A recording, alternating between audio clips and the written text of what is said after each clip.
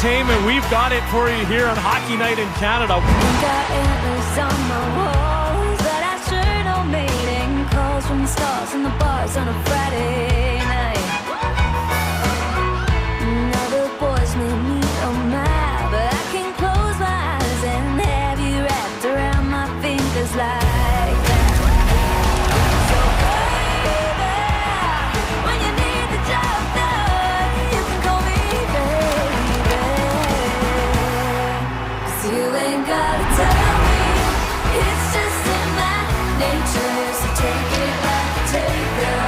'Cause baby, I'm a giver. Ain't no need to hurry. 'Cause baby, I did never. Ain't no country boy quitter. I get the job done. I get the job done. In Canada, Saturday is the day you play hockey. 'Cause you ain't gotta tell me, it's just in my nature. So take it like a taker. 'Cause baby, I'm a giver. Ain't no need to hurry. 'Cause baby, I did never. Ain't no country boy quitter. I get the job done. I get the job done. I get the job done.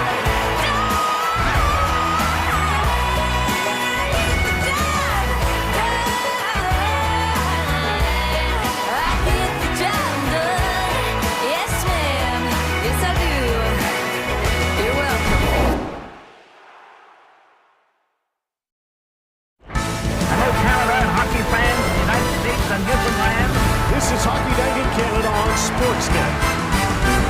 You want action? We've got action for you here tonight. Oh, did you see that? What a performance. Doesn't get any better than this. What a play! What a goal! He's got a step. He's in alone. Here's a chance for Crosby. He scores! Absolutely amazing.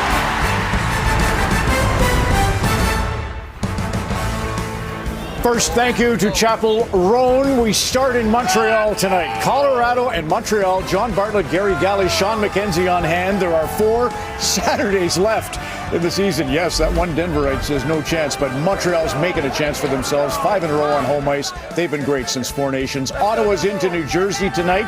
Sens have played very well there. They had 2 4-minute lapses, this week that cost the Senators, but they're right in the thick of this playoff hunt. There's Music City, Nashville, Tennessee. Toronto rolls into town. It's Hunter Reinsing, Sam Cosentino, Sean Reynolds over at New Jersey, Chris Cuthbert, Craig Simpson, Kyle Bukowskis down there in Nashville. And later tonight, Seattle, Edmonton for Jack Michaels, Louis DeBrusque, and Scott Oak will have Stan Bowman on the show. Spring has sprung, the grass is riz, and this is the show where you'll find biz. It's a Hockey Night in Canada. Spitting a beat. Presented Let's by go. Rogers. It's Jennifer Botterill, Kevin Bieksa, and Carlton the Bear. That's your line. Stop using his jokes. I know. please. I thought it was Colton the Bear. It's Carlton. We're missing Kelly Rudy. So Kelly just finished the Calgary big victory on Long Island. Here's your bookshelf. When you do Spit and Chicklets, as I'm sure you know, Biz, there you are in your glory. Yeah, And he's up there. Yeah, so we've got Kelly These with are us all the ones I in haven't spirit. read. Let's get to some highlights. Vancouver, honestly, they outshot the opposition today. New York Rangers 40-12, but it was just New York's day to find a victory. They honored Sam Rosen, actually, for his great 40-year career. Maybe that was the lucky charm. That's Johnny Brodzinski's second of 2 in the game. JT Miller did hit the empty net. The Canucks lost the game. They also lost Elias Pettersson and Niels Höglander. Try to get more from Elliott on headlines tonight.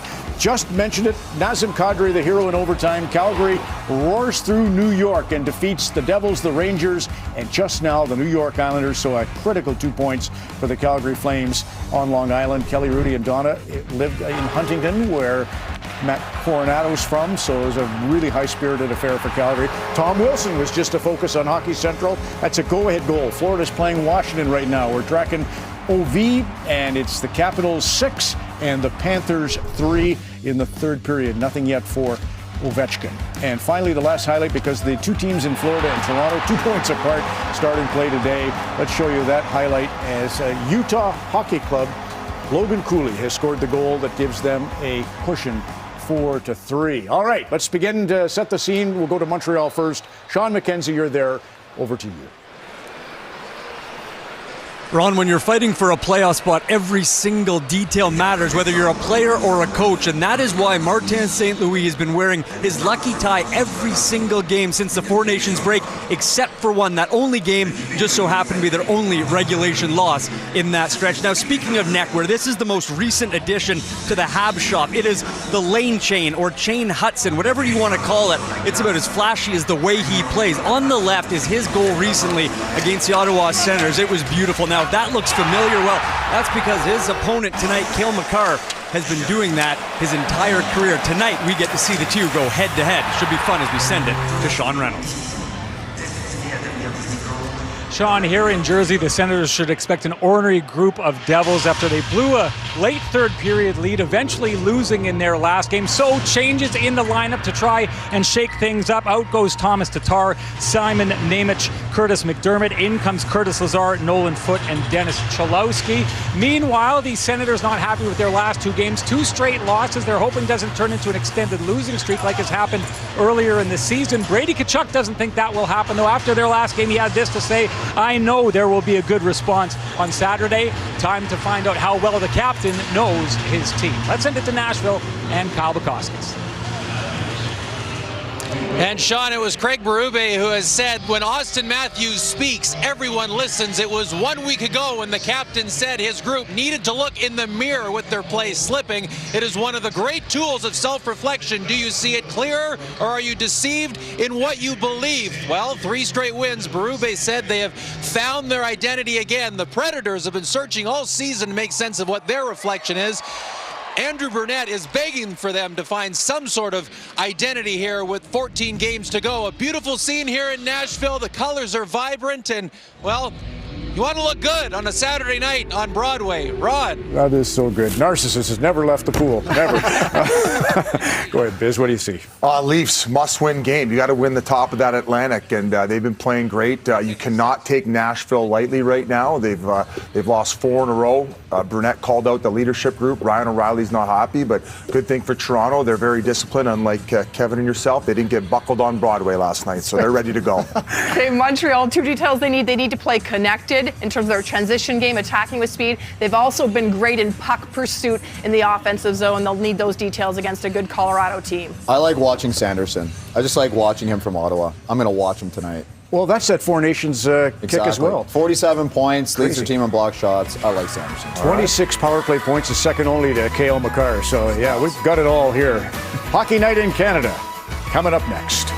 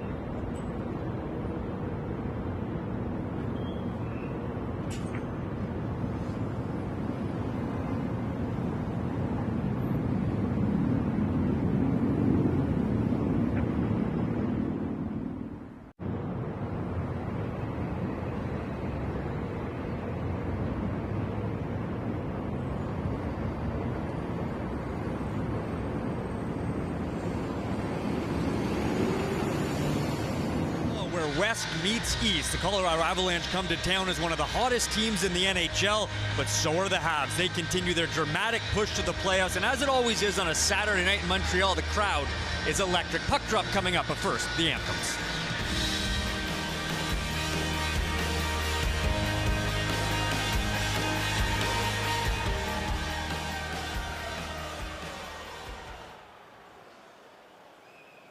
Mesdames, Messieurs, veuillez maintenant vous lever, retirer chapeaux et casquettes pour l'interprétation des hymnes nationaux. Malgré les récents événements, nous vous demandons, dans l'esprit de ce grand sport qui nous unit, de respecter les hymnes canadiens et américains, ainsi que les joueurs qui représentent fièrement les deux pays. Ladies and gentlemen, please rise, remove your hats and caps for the singing of the national anthems.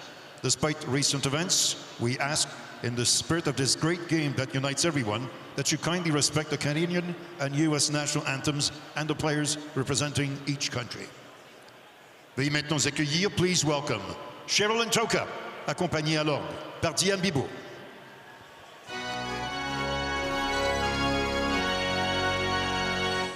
Oh, say, can you see by the dawn's early light what so proudly we hailed at the twilight's last gleaming, whose broad stripes and bright stars through the perilous fight o'er the ramparts we watched were so gallantly streaming, and the rockets' red glare, the bombs bursting in air, gave proof through the night that our flag was still there.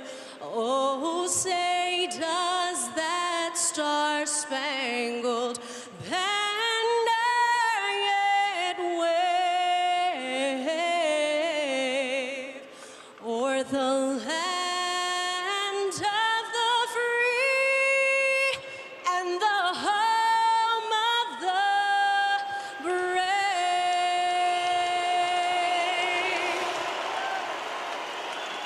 L'hymne national du Canada sera maintenant interprété par Keara Gros-Louis de la nation Huron-Wendat. The Canadian national anthem will be performed by Keara Gros-Louis from the Huron-Wendat nation.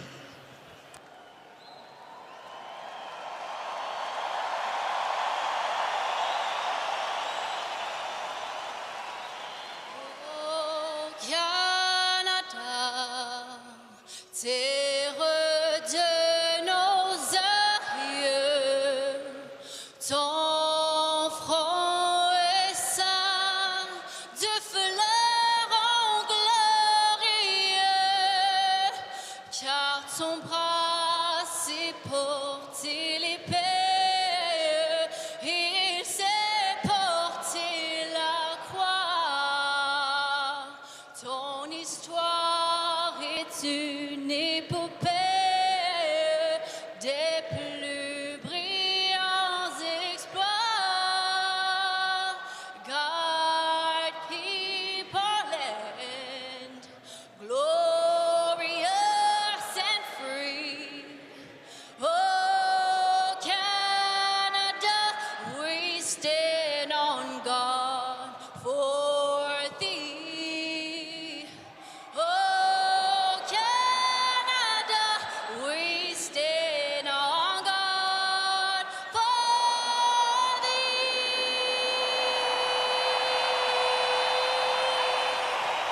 Two of the hottest teams in the NHL go head-to-head tonight here in Montreal, where the Canadiens, who have won 5 straight at home and are 8-1-3 since the break, host the Colorado Avalanche, who are 9-1-1 in their last 11, taking center stage here in a city that has been absolutely buzzing this week over the playoff race, with the Canadiens currently in a wild card spot. Mackenzie Blackwood is looking for his 100th career win and looking to avoid his 100th career loss. He's 99, 99, and 28 in his career. He has 18 wins with Colorado since the trade. Samuel Montembeault is 7-0-2 in his last 9 games since the Four Nations face-off break. He continues to roll for Montreal. And a battle of maybe all the trophy winners tonight. Nathan MacKinnon, chasing a consecutive Hart Trophy, leads the league with 105 points. Cale Makar, in search of a Norris, leads all defense in scoring.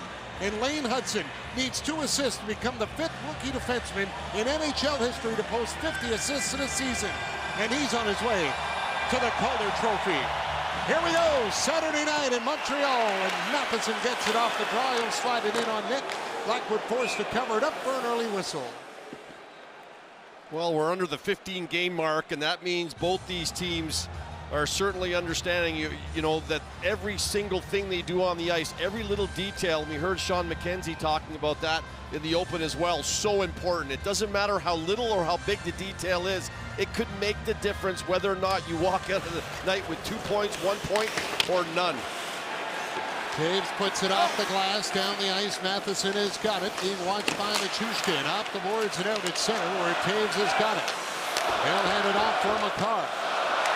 Pass up through center off the skate of MacKinnon. Nichushkin is checked by Nick Suzuki. Caulfield will chip it off the boards, but it hit a glove on the Colorado bench. The crazy part of the Colorado Avalanche is, I don't know if you call it a rebuild, an in-season rebuild, or a retooling, or what you call it, but they tinkered at every single position.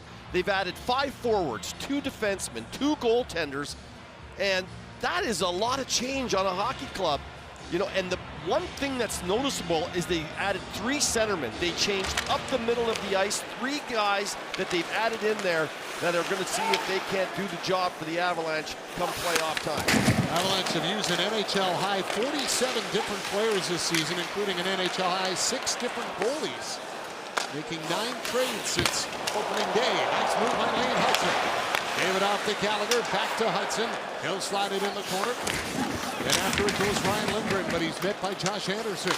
Arturi Lehkonen up the boards, cut off by Hudson. Lane Hudson tried to jar it loose. It did. Here comes Anderson, and he knocks over Lindgren with a big hit. Natchez can't get into the Canadian zone with it, and they'll reset in their own end as Strubal's got it. Struble waits. Charlie Coyle watching in front. And Struble goes up the wing, put it off the stick of Joshua Roy. Lane Hudson will get it across. Patrick Laine in, snaps it on net, blockered away by Mackenzie Blackwood. Laine jumps on the loose puck. Roy going to the net, and the pass was knocked down by Middleton. Newhook got it into the corner, and it's chipped behind the net, where Eric Johnson will take it. Hung it around to the point, Savard kept it in. Laine lifts the stick of Johnson. Center to the front. No chance for Newhook, and he shot it wide. They went up and over Middleton. Charlie Coyle back the other way, and he's got Miles Wood going to the net. Wood in front. A great chance, and it rolled off his stick on the wide open side of the net. Sam Malinsky with a shot, kicked out by Montembeault. Patrick Laine has got it. Laine will float it out to center. Jake Evans will chase after it. Malinsky's there to dump it in, and Savardi's got it. Met by Miles Wood with a solid check. Evans, quick pass across. Savardi's got it. Up ahead for Heineman, who will deflect it in. Lindgren put it up off the glass. It'll bounce free, and Jack Drury will bring it out to center for Colorado. Drury still down by Courier. Matheson. Up for Armia, just out of his reach. Makar is there. He'll feed it back for Drouin. Here comes MacKinnon. He'll check up to escape Matheson. Sends it over to Taves. Got it down into the corner. Nichushkin on it. Jonathan Drouin off for Nathan MacKinnon. MacKinnon all the way to the point. Taves with a drive right on, and Montembeault has got it, and he'll hold on. Well, a busy couple of shifts and lots to show you here. First of all, the big bang. Anderson coming in on the forecheck, circling the net, lowering the boom on Lindgren. And then some sloppy play by the Avalanche. Laine turns it over, but Middleton does a nice job of preventing that pass to Roy. And then Coyle lays this a nice little saucer over the top and right onto the tape of Miles Wood. He pulls out Montembeault, has the whole net, but couldn't keep a handle on it.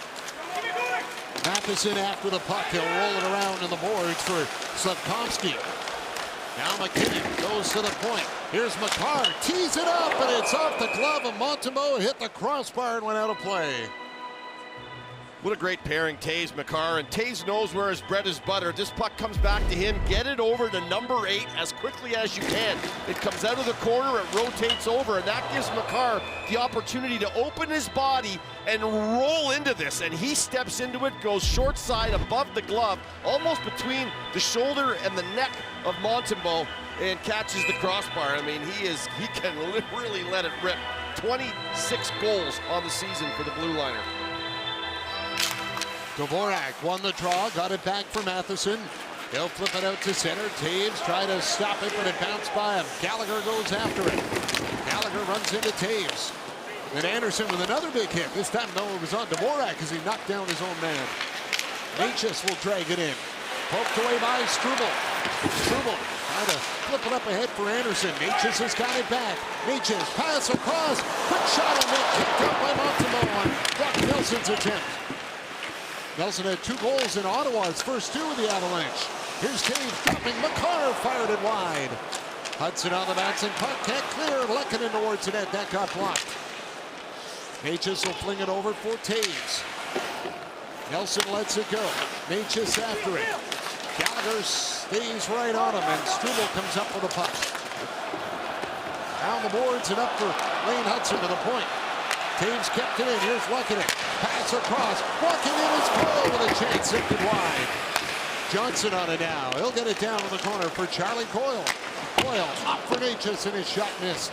Lehkonen to the point. Middleton towards the net. Natchez with a redirect. Kicked aside by Montembeault. Struble on Coyle. Off the boards. Gallagher's got it. Long shift here for the Canadians. And Gallagher will float it into the Colorado end, and the Canadians get a change. Wow, in on the forecheck trying to knock it loose. But it's picked up by Ross Colton. And Johnson will get it out to center, back to the Canadian zone. Savard for Laine, hopped away from him. Colton will skate it in.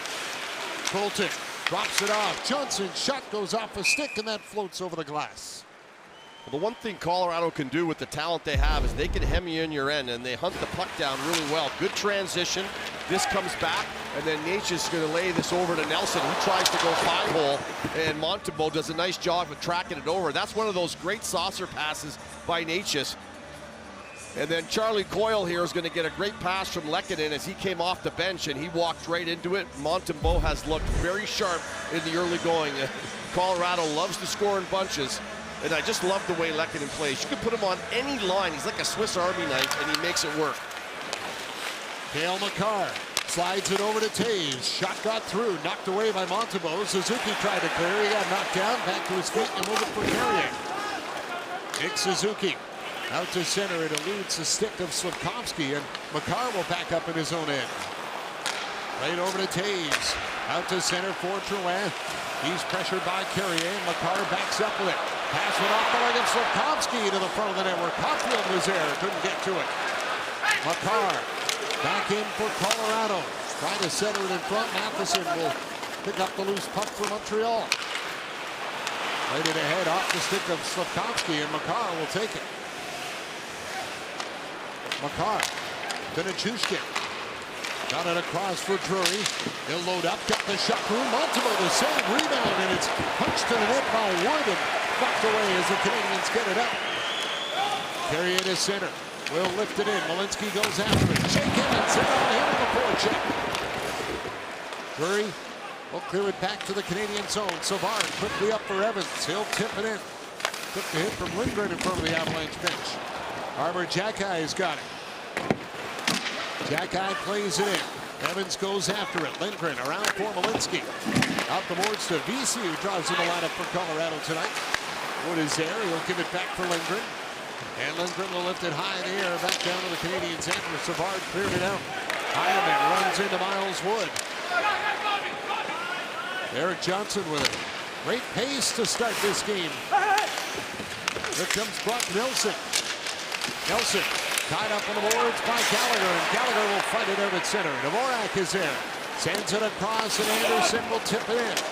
Josh Anderson after the puck. Trying to get it down for Dvorak. It was cleared away by Middleton. Struble poked it up for Anderson. Middleton goes after it. Dvorak right after Middleton. Played around the boards where Makar was waiting for it. Out to center and off the skate of Brock Nelson. Lane Hudson trying to chip it away. Here's Necas on it. Necas checks up, drops it off for Taves. And a one-timer right on is stopped by Montembeault.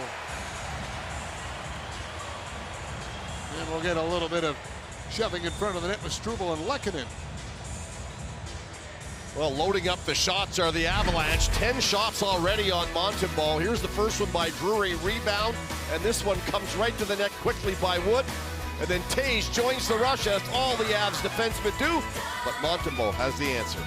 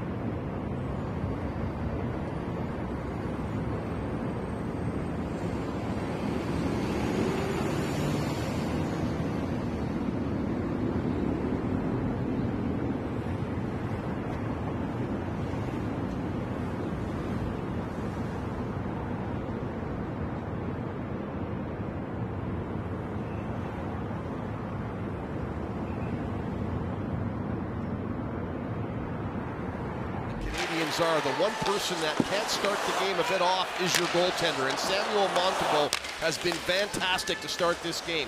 The Colorado Avalanche have put 10 pucks towards him. He's had some combination saves. He's tracked the puck extremely well. Kelly Rudy talked about it when he got selected to go to the Four Nations face-off. He said this is a guy he thought could benefit and really learn a lot, even though he wasn't playing.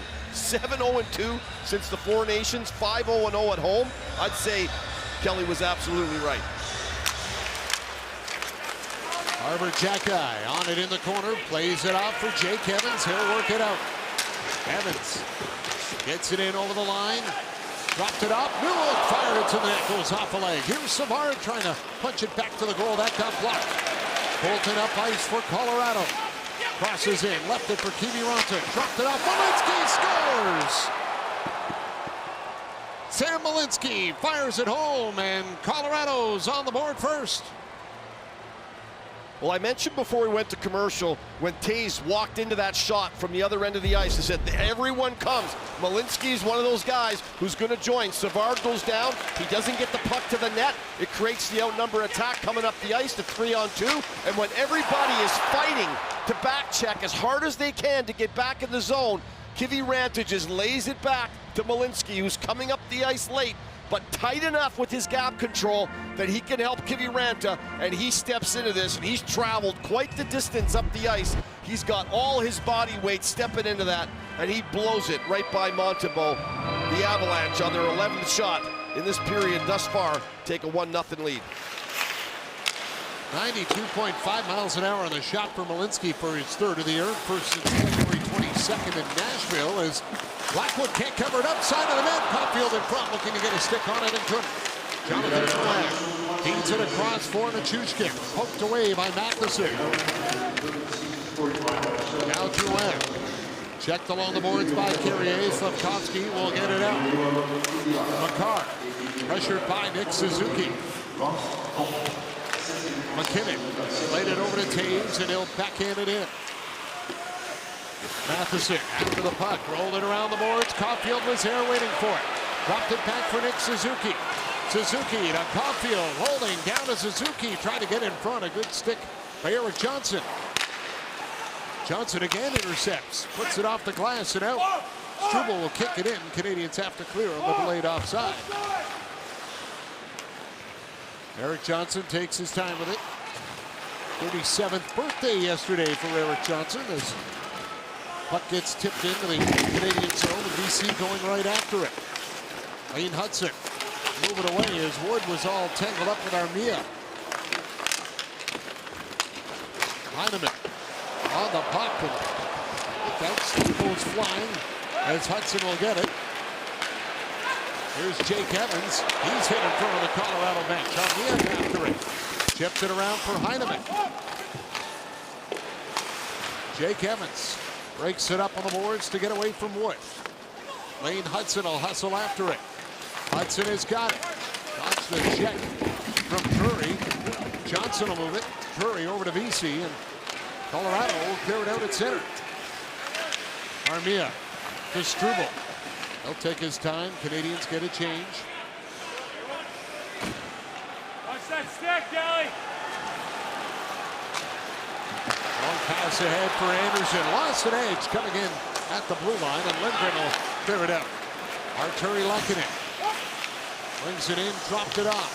As Brock Nelson will loop the net, feeds it to the point for Malinsky. Got it across. Lindgren with a shot. That one tipped wide. Maches back to the goal, waiting. Centered in front. Nelson with a chance. Doesn't get it through. Lehkonen just over in the corner. Off for Nelson.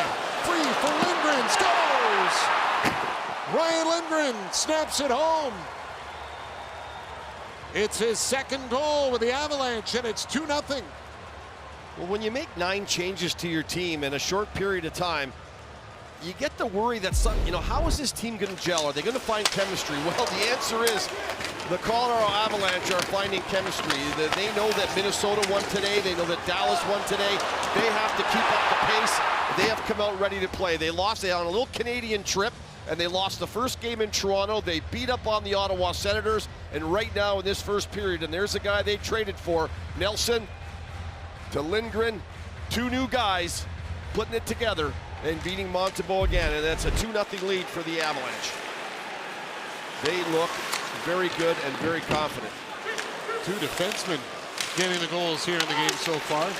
And you add a guy like Nichushkin and Drouin, who missed lengthy periods of time with injury, and those guys are back in the lineup as well, so they're fresh and ready to go. Matheson got it down low, and it was off the foot of Sotkovsky. Here's Nick Suzuki. He's around the boards. Matheson hit by Nichushkin, and McKinnon will send it down the ice. Icing waved off. Carrier back to get it. And you flip that around, and the Canadians, and you got to take care of your business, right? But they know that the Islanders lost to Calgary and only got a point. They know the Rangers won today. So there's a lot that they have information coming into this game. Laine ahead for Newhook. He'll catch up to it at center ice. Newhook tries to get by Middleton, stops, reaches back for it as he fell. Laine's there to block it. Laine at the point, can't hold it in. Colton got it across to Kiviranta. Kiviranta down to Colton, he takes a hit. Hudson around the boards and out to center. Malinsky up ahead, and it's brought in by Drury. Left it for Miles Wood. Wood drags the puck around the net. He goes. Wood tries to get the shot away and does, and it's right on as Montembeault will make the stop and hold on. 2 defense get the goals going for Colorado in the game. Malinsky and Lindgren with the markers. It's 2-0 Avalanche on Hockey Night in Canada.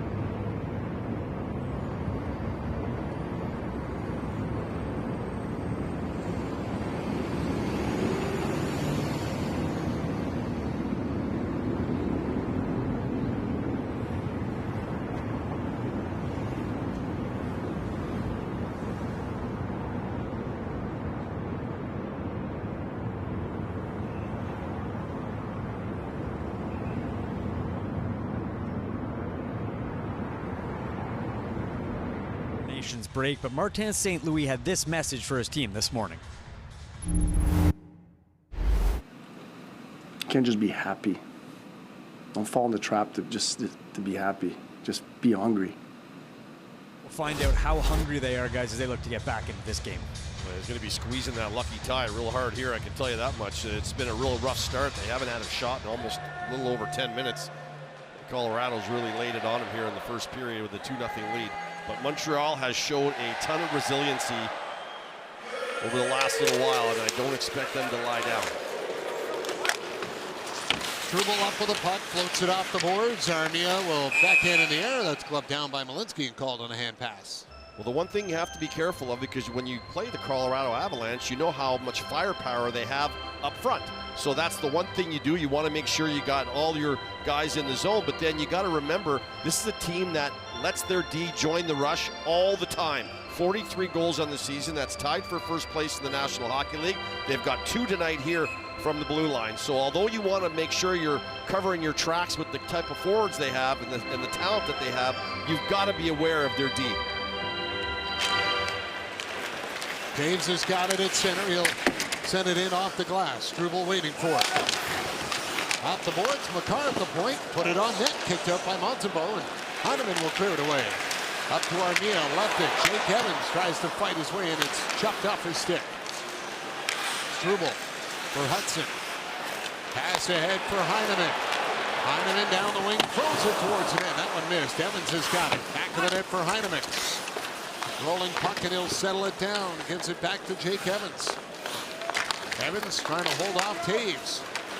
Wayne Hudson pokes it loose. Armia trying to hold off Lehkonen to get to the puck, but Colorado's got it, and Makar will wait with it.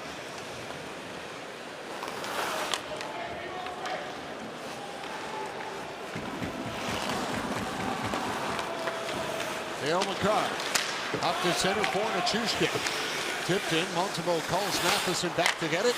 Played it up the boards where Drouin was waiting. Matheson has got it again. Drouin right on Matheson. He'll shake him off and play it up for Gallagher. Puck ends up back in the Avalanche zone. Lindgren goes after it. Lindgren around for Malinsky. In comes Anderson, and he runs him over. We saw him coming too and braced for impact. Still sent flying. Suzuki off the boards. Matheson has got it. Matheson drops it off. Cole Caulfield goes after it. Caulfield's got it. Tries the sharp angle shot. It's off the arm of Mackenzie Blackwood. Suzuki knocked down, and Arber Xhekaj will go back and get it. Xhekaj to Caulfield. He's knocked down. Arber Xhekaj steps into Kiviranta at center ice. Xhekaj goes after Kiviranta again. Kiviranta over to Johnson. He'll backhand it in. Coyle behind the net. Played it out front, but he turned it over, and Nick Suzuki will bring it up ice. Across for Slafkovsky. Slafkovsky looks to the net, trying to center it quick for Hudson. He had his stick broken by Colton, and a penalty coming up here. It'll be a slashing call to Colorado. Well, once the train gets a chugging, and for Josh Anderson, anyone will tell you when his physical game is on, you know he is ready to play. And Malinsky does too, as he comes in and lays him out. Feet moving, and then didn't even leave his feet, just ran straight through him.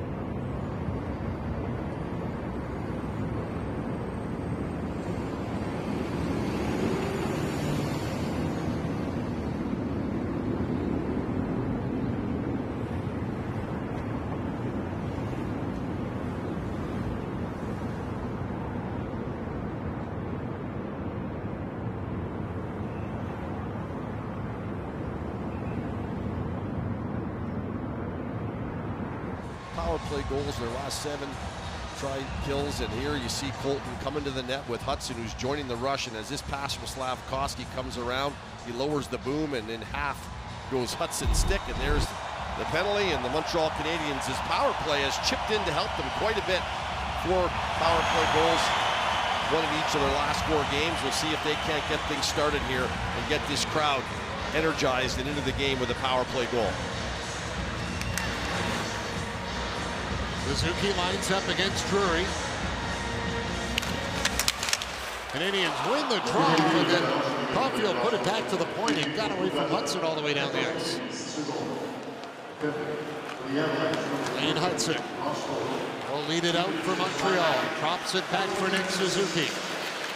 Suzuki to center. Into the Avalanche end. Line A has got it. Line A for Hudson. Played over to Caulfield.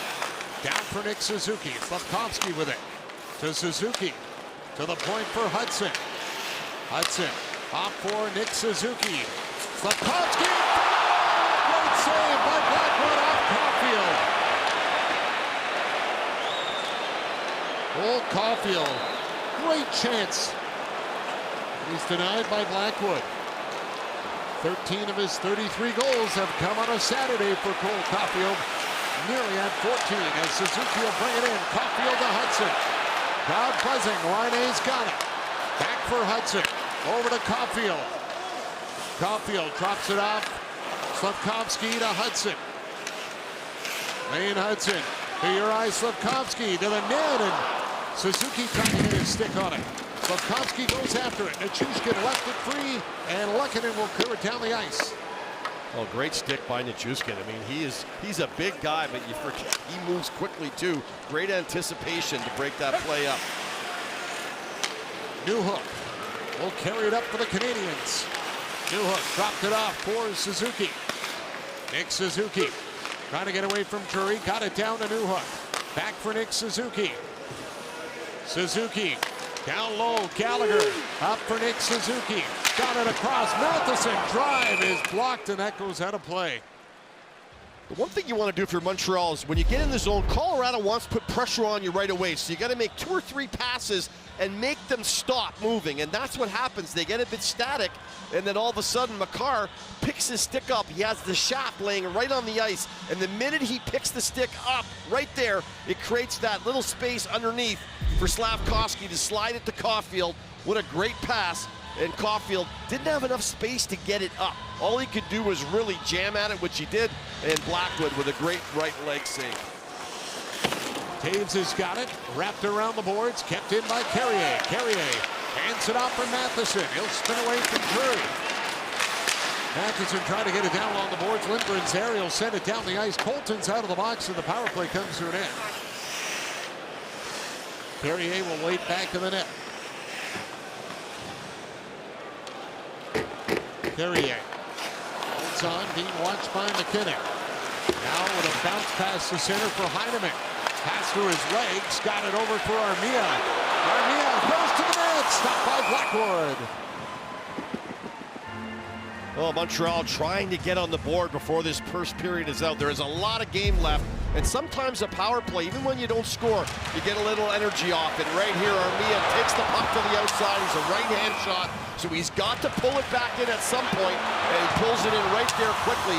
Tries to look to the far side on Blackwood, but Blackwood knows everyone's covered coming to the net, so he has the confidence to get right on top of the blue paint. He's a big body, and Armia just couldn't find a hole in him. Armia back for Matheson. Shot through traffic. Evans trying to find it. Armia does. He'll spin around. Looks to the net. Thinks about it. Doesn't make a play. Then lost the puck, and Taves will clear it. Matheson settled it down. That one will end up rolling the net, and the play is blown down at the line. Who knows local rivalries better than Canada's homegrown sportsbook? Sports Interaction, Canada's homegrown sportsbook. Well, there's nothing worse than stick handling yourself at a position. Armia had the puck and had about 3 or 4 different ideas what he wanted to do with it, and at the end of the day, he kind of stick handled himself out of all of them, and they exited the zone. 3:12 to go here in the first period. The first period that Colorado has really come out and laid it down. 2-0 lead here with 13 shots on net. Dvorak will take the draw against Brock Nelson. Middleton will race after it. Plays it over to Necas. Lost it. Dvorak goes back the other way. Off for Gallagher. Brendan Gallagher back for Anderson off his stick. Struble will chase after it. He got to it. Played it into Gallagher. Centered in front with Dvorak there, and it rolls to Blackwood. Well, nice job by Struble on the blue line. It's a really delicate spot to be in. You're the last really line of defense, and you keep the puck in. And because you keep it in, you end up getting a scoring chance out of it right there. Good job by Struble to backhand it in. Gallagher with the, he knew exactly where Dvorak was, so he knew once he caught it where he was going with it. Good transition for the Canadians. Dvorak lines up against Nelson. And they're not liking the way Nelson is lined up, or Dvorak, so Devin Berg has a word with both of them. Canadians win the draw, and again, Gallagher this time put it back to the point, went through the defense again. Well, Nelson's left toe of his skate kept coming up above those hashes that are in the face-off circle, and the linesman kept correcting him and correcting him, and centermen, they get comfortable where they want their feet. Now a chance for Necas. Can't get that puck to the net. Hudson has got it. Up around the boards, Gallagher goes after it. Try to poke it out, Dvorak will get it out. And Gallagher chips it across as Dvorak bumped into him. Struble to center. Here comes Anderson with it. Josh Anderson takes it around back of the net. Left it on the boards for Laine. Patrick Laine lost it to Necas. He falls. Anderson goes after it. Newhook back of the net. Hit by Johnson. Newhook feeds it to the point. Arber Xhekaj will tee it up, and that one takes down Malinsky. Newhook sticks on Nelson. Here's Roy with it. Joshua Roy put it off the back of the net. Trying to hold off Johnson to the point. Xhekaj fires again. This one blocked by Necas. Laine has got it now for Newhook. Back to Laine. Patrick Laine tried to drag the puck around Miles Wood, and Johnson's there to clear it out down the ice. It'll be an icing call against the Avalanche. Blue Jays regular season baseball is almost here. Toronto opens the season against Baltimore on Thursday, 2 p.m. Eastern, 11 a.m. Pacific, live on Sportsnet. Well, I'm not sure Malinsky was interested in blocking the shot. He was kind of cruising up along the top of the circle here, trying to head back to his position. Xhekaj didn't seem to care as he was laying that one towards the net. And we know he has a real heater. That one caught Malinsky and dropped him. He wanted off the ice, but of course the icing he couldn't get off, and the referee asked him to go back, which he did, so he's deemed to be healthy enough to continue on.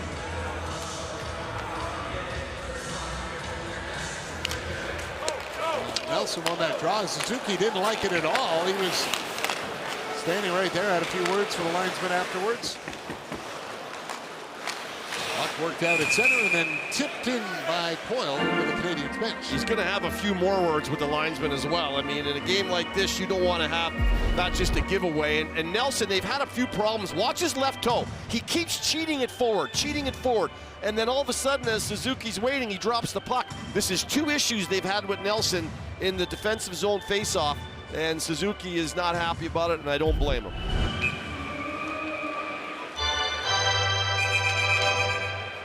This draw will be done again as Slavkovsky and Drouin were sneaking in from the circle. So, well, I mentioned the center position. You add Nelson, who's a good face-off guy. You got Charlie Coyle you added as well from the Bruins, and then Drury on your 4th line. 3 center position changes since the 25th of January. That is a lot, and they've found a home here in Denver.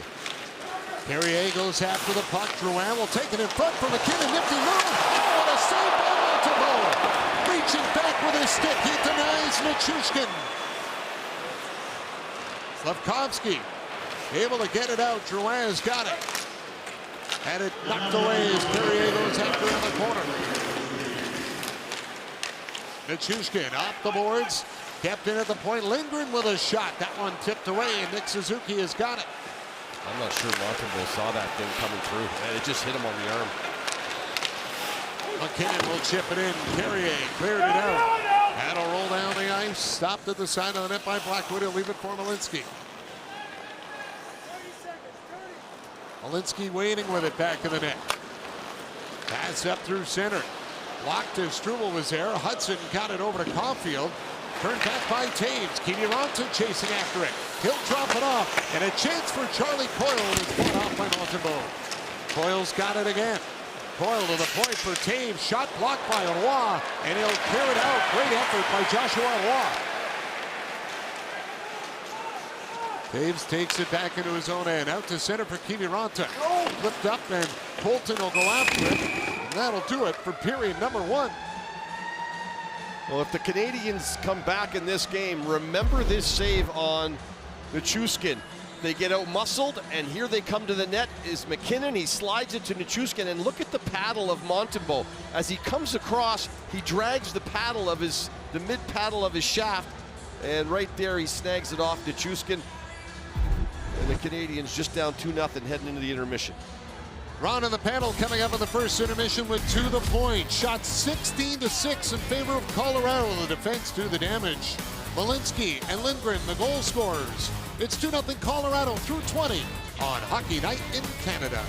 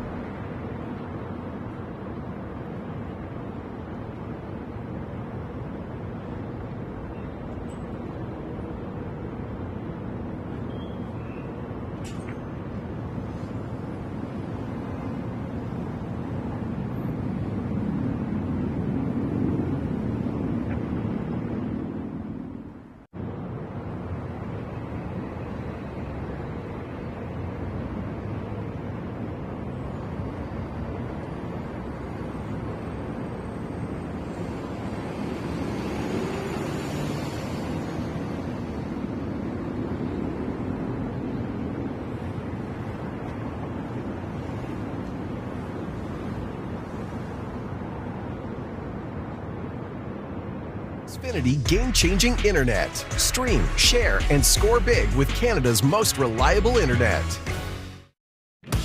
Welcome back to Final Jeopardy. It's Hockey Night in Canada presented by Rogers. And that's what I was just saying, my beer league hockey team. One guy, Johnny, it's you, keeps giving us the Final Jeopardy question and ruins all conversation. It definitely would with me. That's right. Take a breath, Johnny. We can't partake, right? I don't think I've ever answered one question while watching that show. How many times, which country has the most time zones in the world, Biz? I know that one. That's France. All thanks to Ron before we came on.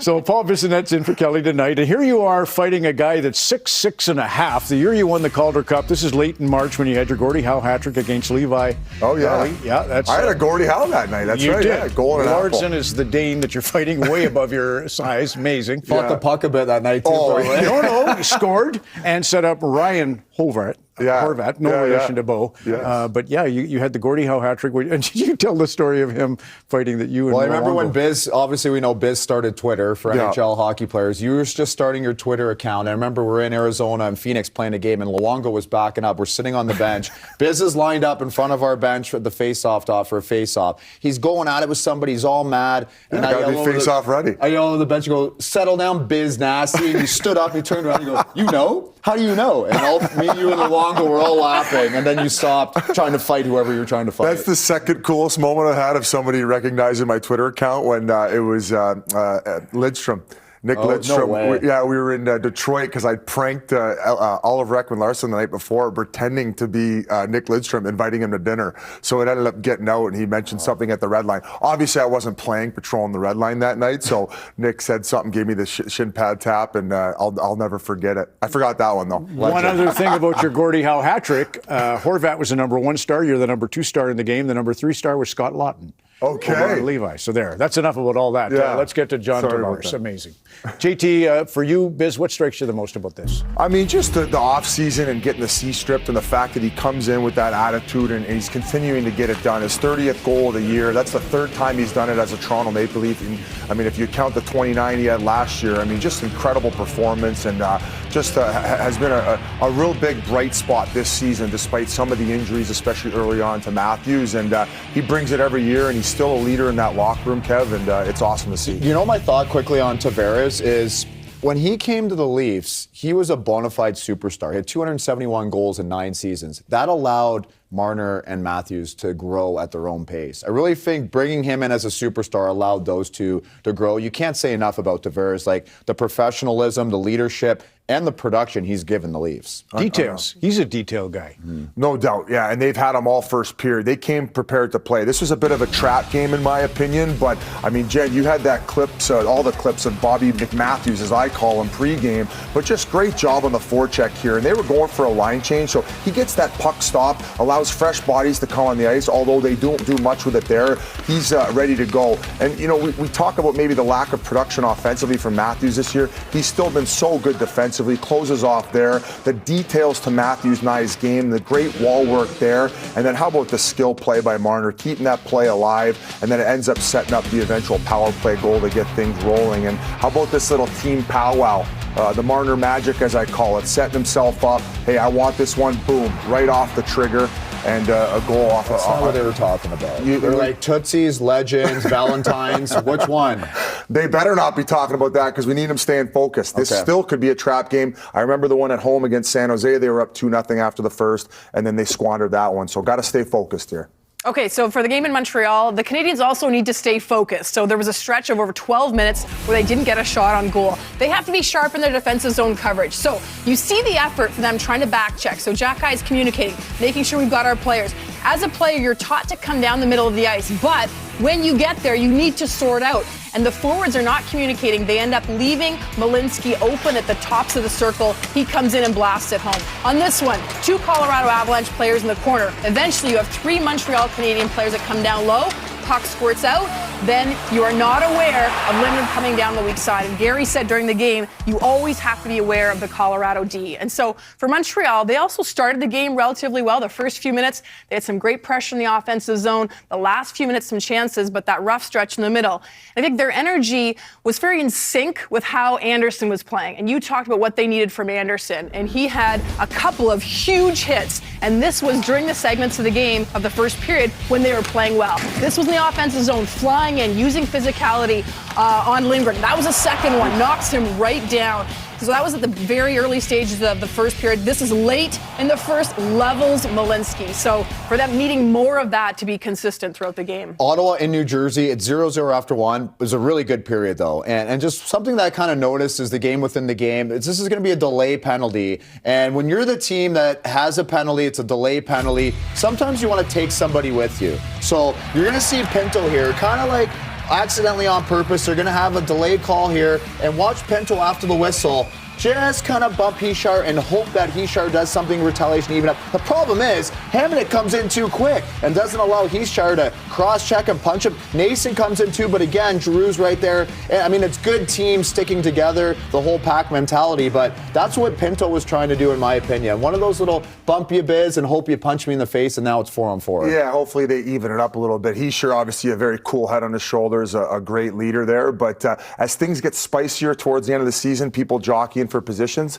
who knows, maybe all of a sudden you get the bad retaliation and you even things up.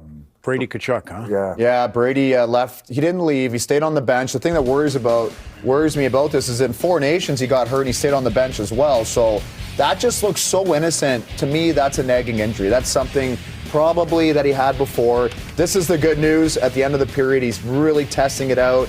He had a couple swear words to himself, which makes me think it's something that's aggravating, but he can maybe push through. He looks like he's mincing when he pulls, so it might be something hip flexor related, where when you're trying to mincing is food, isn't it? Yeah. Isn't it mincing a little bit? No, Chef bad is. word. Something get me up the sword mince words. And by the way, that gesture to Ullmark had a great period, Kevin, as you were saying. Big saves at key times. Yes, breakaway stop that paved the way for a great game there. 3 of them, in fact, on Hockey Night in Canada tonight. Welcome to the NHL.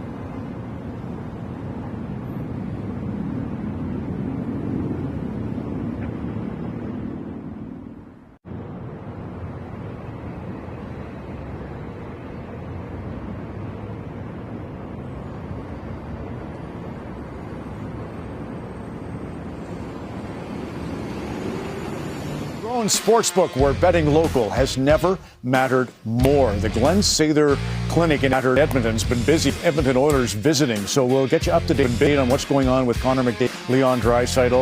Evander Kane is back on the ice. Edmonton in that dogfight out west takes on Seattle the same on Hockey Night in Canada about 2 hours from now. Line change presented by Sports Interaction, Canada's homegrown sportsbook. Bet local. Our coverage from the Rock in Newark, the Stone in Nashville, and the Mountain, Montreal.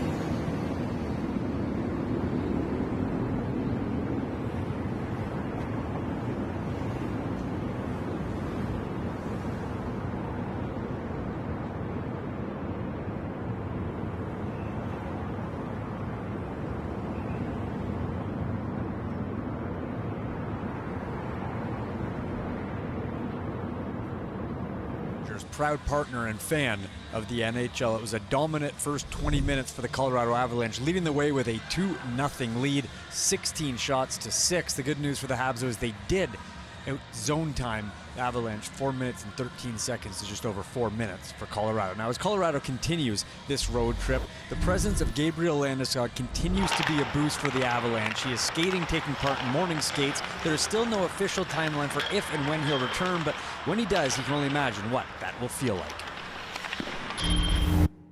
It's going to be incredible. Like, I don't know what else to tell you. Like, for me, I'm probably going to be a wreck. Some poor defenseman is going to be on the receiving end of. That was Landeskog speaking a few weeks ago in a special that he did, speaking about his recovery and his desire to come back. And guys, I can only imagine what the reaction will be amongst his teammates and the Avalanche fans when and if he gets back into the Colorado lineup.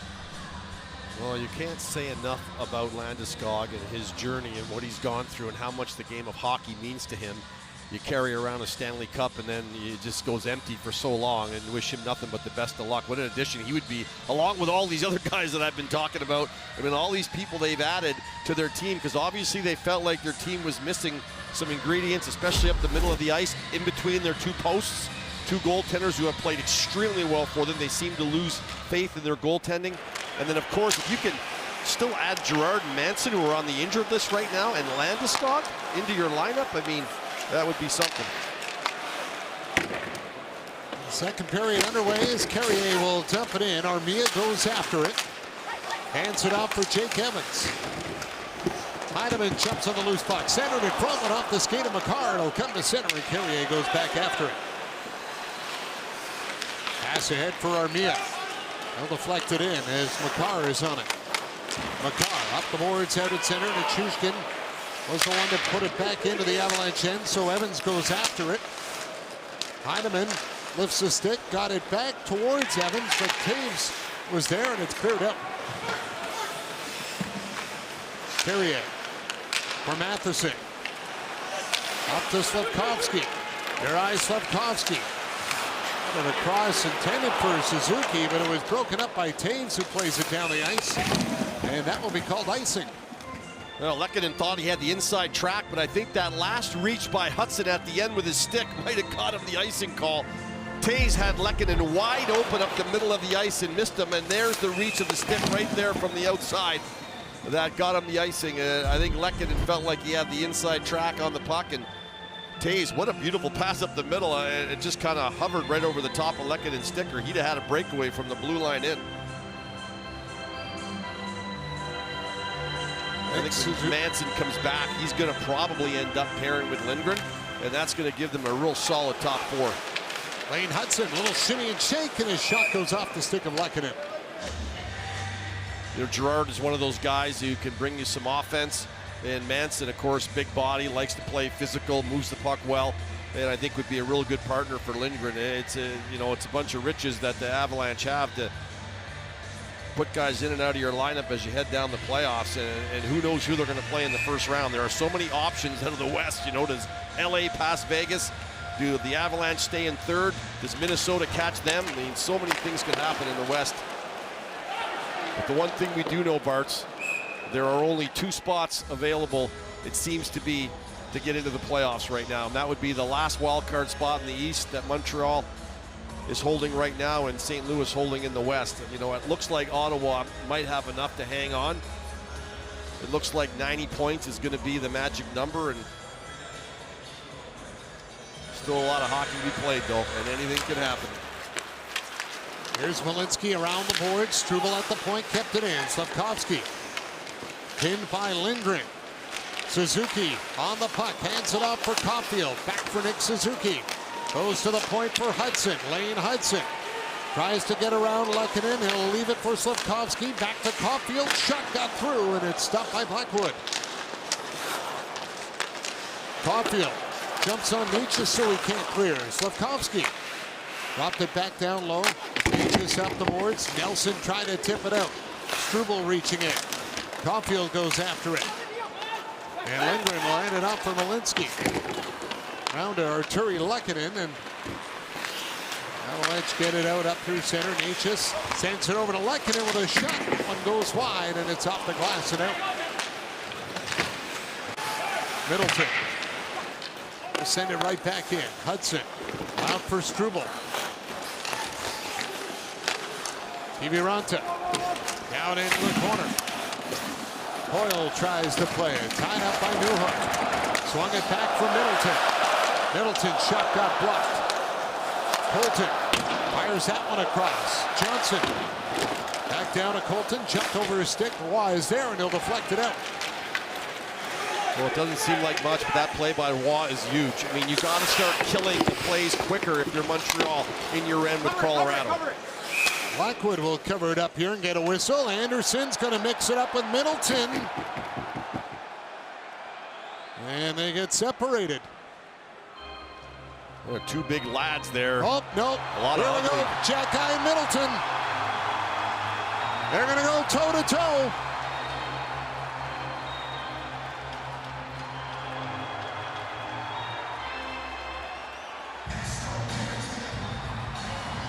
Have each other tied up pretty well here. Now Jack-Eye tries to get a couple rights in. Middleton back with a few of his own. And Jack-Eye takes it at the end.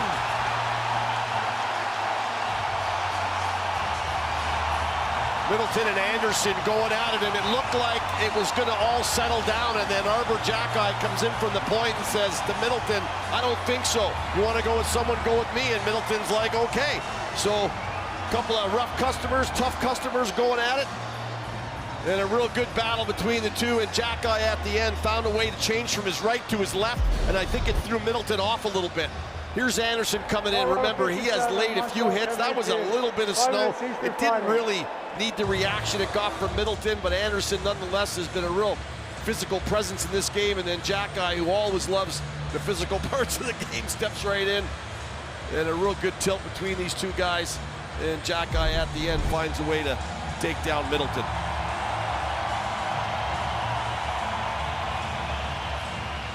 It looks like we're going to have a little 5-on-5, and you know, the Canadians don't have a goal, but that's something to get the crowd going, a little bit of energy in the building, and Arber Xhekaj, he recognizes that. This is an opportunity to come down, stick up for one of my teammates, and create some energy in the building. Well, they get sorted out who's going to be on the ice here for the Canadians, and Dvorak will take the draw against Drury.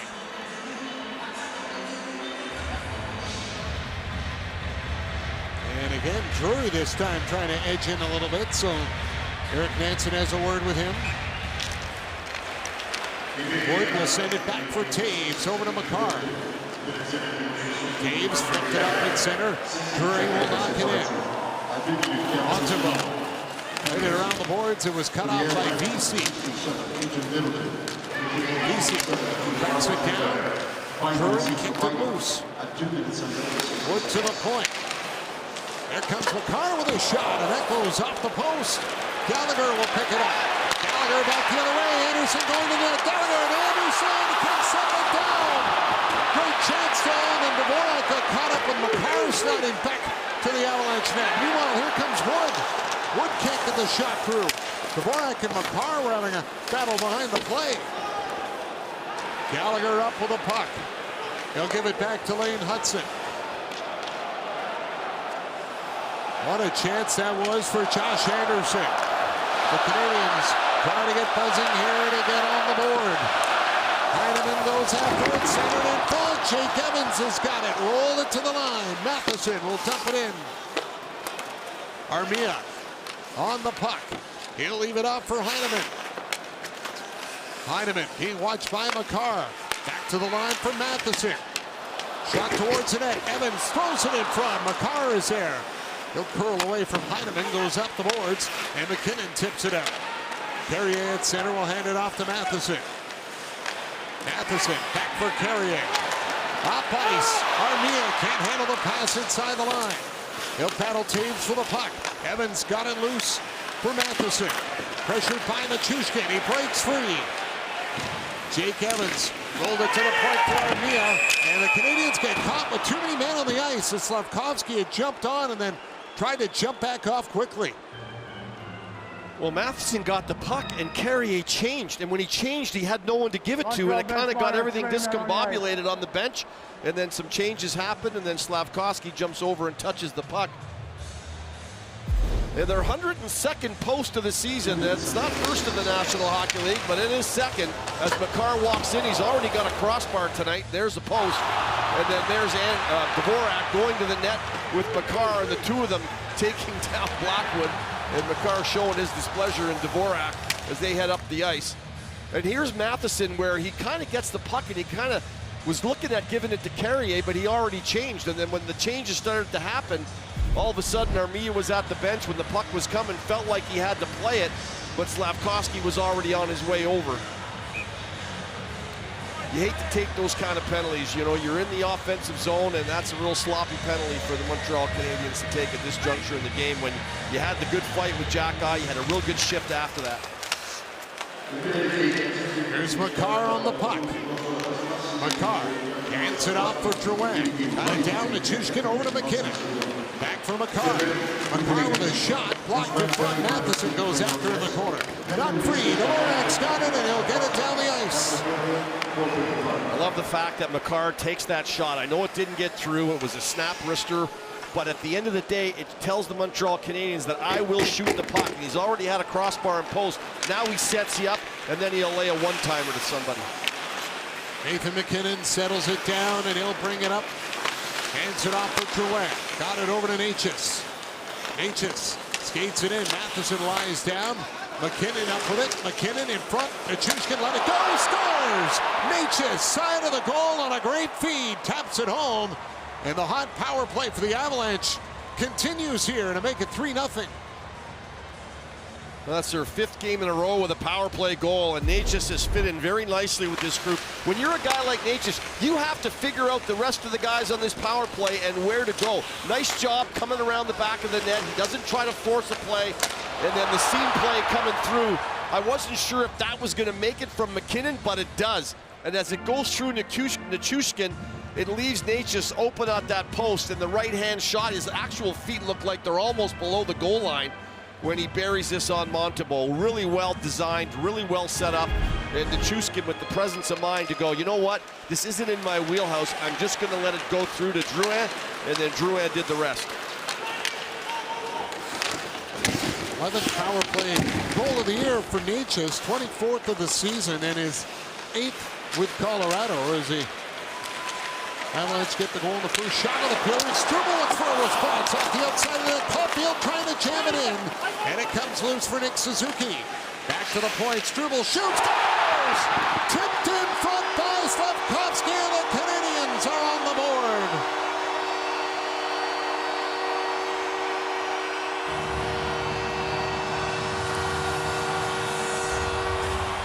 Well, good on Slavkovsky. He was part of that 2-minute on the ice penalty, came over the wall, and unfortunately the timing of it was off, and Colorado scored on it. So he comes out for his next shift.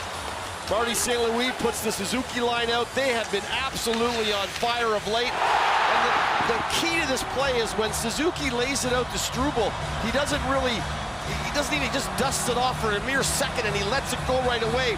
And the puck finds its way through, and Slavkovsky just reaches up in front of Lindgren with a great deflection that fools Blackwood. He doesn't even know where it is till it's coming out of the net.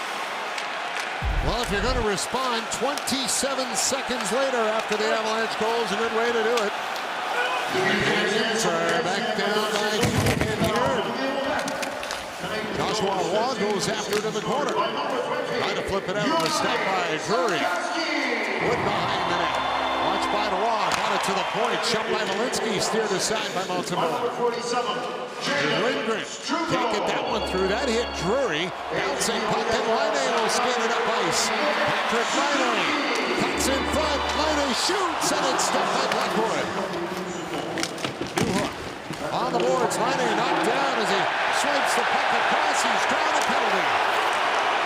Lane Hudson can't hold off Brock Nelson. He'll take it away, and the Canadiens are going to go to the power play on the tripping call. Marty Necas. It's the power play goal for Colorado. Juraj Slavkovsky answers right back in a Canadiens power play. Coming up next on Hockey Night in Canada.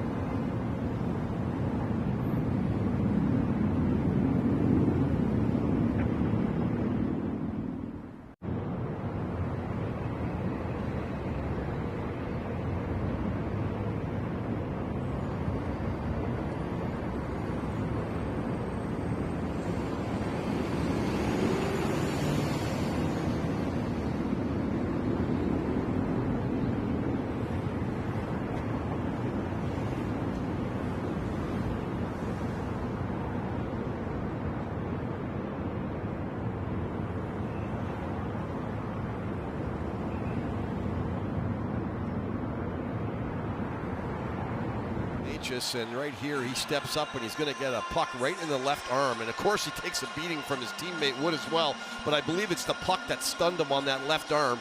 And then Wood went down the other end, and not just to say I don't take down my own teammates, I take down the opponent as well, as he pulls the feet out from underneath him, and then he'll go to the box. And the Montreal Canadiens on the Slavkovsky goal on the deflection now have an opportunity in the power play. Their power play looked pretty good the first time. That's how they got some offensive zone possession, because their power play was in the zone quite a bit in the first period. Suzuki won the draw. Hudson skates into the middle lane. Hudson off for Cole Caulfield. Back for Hudson. Kiviranta sticking right beside Patrick Laine. So Suzuki gets it down low in front. Cleared away by Taves and sent down the ice. Well, Taves, he knows that that play from Suzuki to Slavkovsky over to Caulfield is one that they really like to hit, and he had to stick in the right position for it. Nice defensive play. Laine at center, lost it to Nichushkin. Suzuki will take it. And Nick Suzuki hands it off for Cole Caulfield. Back across the ice, Slavkovsky has got it. Gives it back for Nick Suzuki. Suzuki through center, into the Avalanche zone, off onto the wing for Caulfield. Shoots right on, Blackwood the save, and he'll cover it up. Well, nice save by Blackwood, because he has Suzuki, who's going to go through his vision just before the shot comes from Caulfield. So that's why I think Caulfield decides to take the shot. He's hoping that Blackwood's going to lose sight of it just for a split second right there as Suzuki crosses his vision. And he's got Slavkovsky going to the net as well. And when you're scoring as much as Caulfield is scoring this year, why not? Take the shot from anywhere. You never know when you got traffic at the net. Nick Suzuki squares off against Charlie Coyle. And Suzuki won it. Lane Hudson played it for Caulfield down to the corner. Slavkovsky's got it. Back up the boards to Caulfield. On for Slavkovsky. Slavkovsky pressured by Johnson. Puck went off the stick of Caulfield. Coyle gets it out at center. Kiviranta chasing after it. Well, Kiviranta falls in the corner. Lane Hudson has got it. Hudson up to Caulfield. Off for Slavkovsky over the line. Hits the brakes to set it up. Slavkovsky back to Nick Suzuki. Suzuki crossing with Laine. Gives it down to Lane Hudson. Hudson and Suzuki holds, looks to the net, shoots. Bouncing puck in front, and Blackwood will cover it up. Well, everyone in the building is looking at Patrick Laine saying, give it to Laine. He's got 14 power play goals. He's in his sweet spot, but Kiviranta knows that. So he is really hanging high with him. Look on the right of your screen. He is not allowing Laine to get this puck whatsoever. So Suzuki does the right thing. Lay it to the net. You've got the traffic there. You've got some screens. You've already seen a deflection. And there's Slavkovsky right in front. Earlier on the power play, Slavkovsky, he can't telegraph where you're going. When you're behind the net with the puck, he's telegraphing it to Caulfield the whole time. Scramble off the draw, gets knocked loose. Coyle will get it out to center. Coyle played it over to Makar. Hale Makar trying to get around Matheson, but he kicked it away, and Suzuki gets it up for Newhook. Newhook back for Nick Suzuki. Finds the open lane and brings it in. Stops and leaves it for Matheson. Matheson walking in, trying to get it over to Gallagher. It was broken up. Drury has got it, and he'll shoot it down the ice. That will end the power play as Matheson gets it up for Newhook. Down the wing comes Newhook with a shot. Letters over the goal. Jake Evans after it. Back for Carrier. Lindgren sends it around where Wood is there, and he'll get it out for Nichushkin. Hopped over his stick. Newhook played it across for Carrier. Carrier works it in. Armia takes the pass in his skates. Back of the net, Armia battles for it. Dave's trying to play it. Evans kicks it free. Armia back for Carrier. Carrier chipped it off the boards. Armia knocked it down. Trying to get it down low for Evans. McKinnon was there, and Nathan McKinnon will play it down the ice. Matheson back to get it. Icing waved off. Avalanche get a change.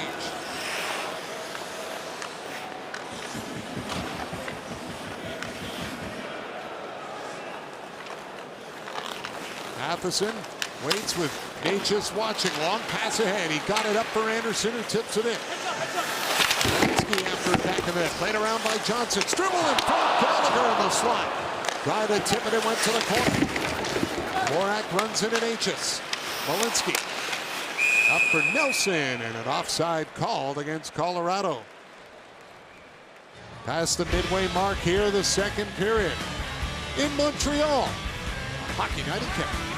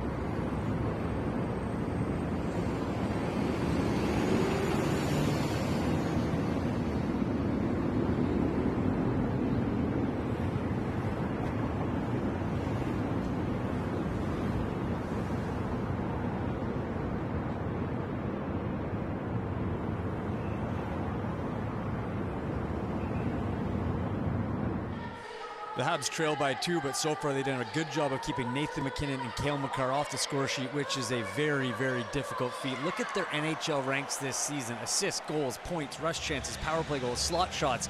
That's a lot of firsts in the NHL. That is the true definition, guys, of a dynamic duo. Or a two-headed monster, one or the other.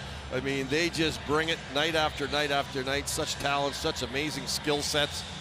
The Avalanche are blessed with a couple of real Hall of Famers there, and it's Stanley Cup or bust for the Colorado Avalanche for sure. And with those two guys, you know, they're going to have a good opportunity. Middleton will play it across. Johnson dumps it in. And off the stick of Hudson. Brock Nelson.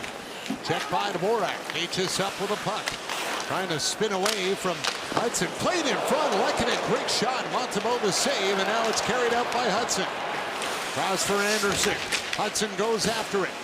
Not free on the boards. Lehkonen will clear it out. Nelson has got it through center. Brock Nelson goes to backhand it in. It's off the leg of Struble. He'll settle it down.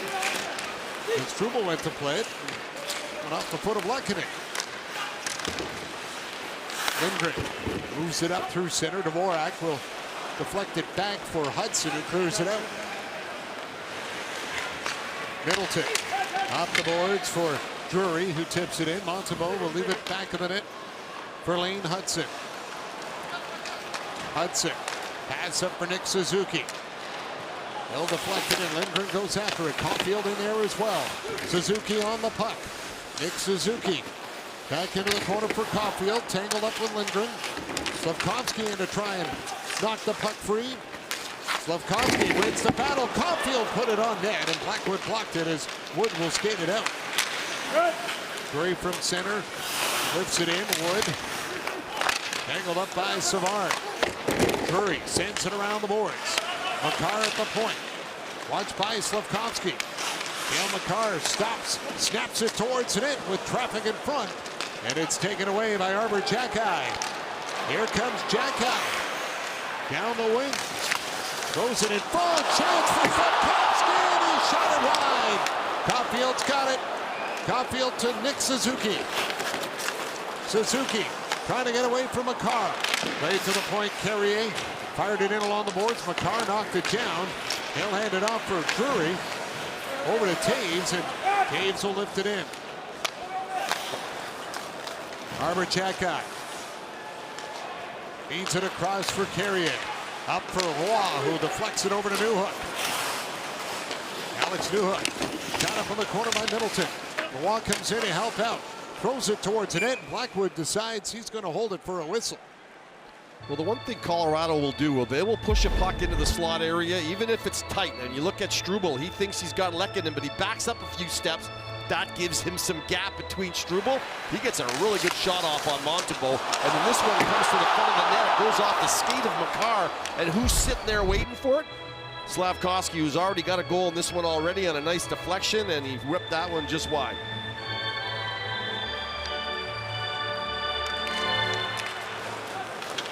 Here's Lindgren up with it. Lindgren off the boards and out to center.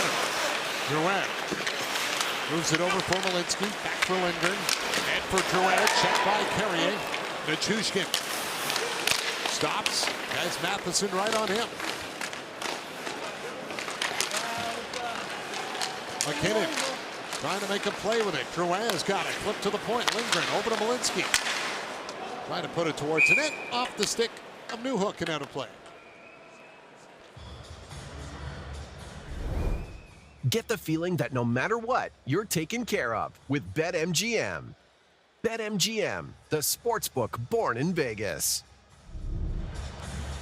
Well, in the lovely run the Canadians have had, 8-1-3 points in 11 of their last 12 as they're heading down the stretch. And in a couple of those games, they allowed 4 and 5 goals and still found a way to get points out of those games. So don't be fooled by the 3-1 lead. Montreal has found a way to score goals, especially of late. Their 5-game home win streak here. They're averaging 4.2 goals per game. Wayne Hudson sends it back into the corner. Coyle goes after it. Coyle and Struble takes down Coyle. Coyle back up on the puck. Second in front. Great save by Montembeault off Colton. And then Coyle gives Struble a shot. Goes after him. Struble throws the gloves. Doesn't have a dance partner, as Anderson is tangled up in the corner as well with Colton. I'm not sure if Coyle came up and caught Struble in the face with his stick as he was kind of got his arms and stick up, and that's why Struble dropped his gloves right away. And everyone in on this one to the right of Montembeault, but not to forget the chance that Colton had. I mean, Coyle throws this one out in front. Colton gets a really good shot at putting this 4-1 for the Avalanche. Let's spin right here. Struble drops it. That's the start of it all. But then here, a nice job getting it back to Coyle. He throws this out, and Colton gets a really good look at it. And the two guys that started it all at the other side. And there you see the shot that comes up and catches Struble up in the chin area. And I think Coyle kind of just reaches in and grabs him. I think he knows he caught him there. And then, of course, all the shenanigans that come after that. I do think there should be a high sticking penalty on Coyle, or at least a roughing to start with that generated that bit of a schmozzle to the right of Montembeault. Garrett Rank, Eric Furlat, the referees having a discussion. Linesman Derek Nansen in there as well. Here's the calls from Eric Furlat. Colorado number 10, 2 minutes for cross-checking. Montreal number 17 and Colorado number 20, 2 minutes for roughing. So it's not a high stick or a roughing, but a cross-check. And watch right there as the stick comes up. And cross-check for sure as he catches him up high. And I think that's when everybody jumped in. And you see it on the left of your screen there. That's the right call. And for the Montreal Canadiens, once again, they'll head on the power play. 6:38 left here in the second period. And I guess I don't think they can ill afford to allow another goal. I think you got to hold Colorado to the 3 they've got, and you've got to chip away at it. And the power play for Montreal has found a way to kind of ante in this long stretch run they've been on, and the wins they've been getting. The power play has chipped in at the right time. Tonight they haven't got anything in the 2 chances that they've had. This would be a real good opportunity for the Montreal Canadiens to strike here before they head into the intermission break.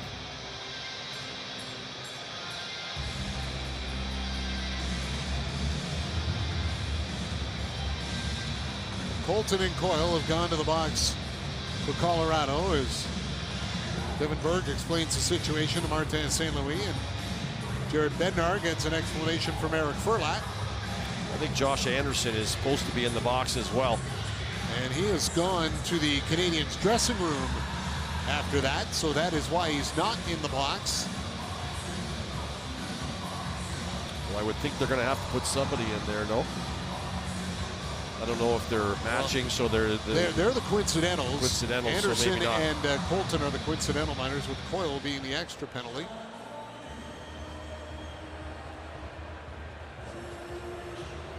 Will the Canadians discuss their plan for the power play here? As we are set to go with the face-off in the Colorado zone. To the left of Blackwood. Suzuki out there for the draw against Drury. And he wins it. Back for Lane Hudson. Hudson skates it in. Stops. Goes back for Nick Suzuki. Over to Hudson. Lane Hudson. Down low. Slavkovsky tried the back door for Caulfield. Kiviranta cleared it out off the stick of Suzuki and down the ice. And there's the play that Colorado is well aware of. I think Slavkovsky could have taken that to the net himself. They backed right off to take Caulfield. He's going to have to measure whether or not he wants to squeeze it through or attack the net himself. Suzuki brings it in on his own. He's got it in the corner. Checked by Taves. Makar on the puck, and he'll clear it down the ice. Montembeault stops it back to the net. Anderson's returned to the bench. He'll have to go to the box, so if there's a whistle. As Lane Hudson will carry it up to center. Playing over for Slavkovsky. Back to Hudson. Taken by Taves. Penalty coming up here. It'll be a hooking call. A 5-on-3 for Montreal for 1:06. What an opportunity for the Montreal Canadiens, and you take off a pretty good penalty killer in Taves as well. I mentioned the Suzuki down low, but this time it's Hudson that comes down to Slavkovsky, and right away he's not moving to the net. His feet are still because he's looking for Caulfield the whole time, but Taves backs off with him, so maybe he catches Makar up a bit high. Come out, you're a left-hand shot, take the crack at it. As we look at Taves taking Hudson down as he drives to the net. 1:06, as you mentioned, Barks. That's a lot of time for a 5-on-3 to operate. Suzuki's been sharp in the draws. His last 3 power play draws have been clean wins. You don't want to waste any of this 1:06 chasing it back into your own end.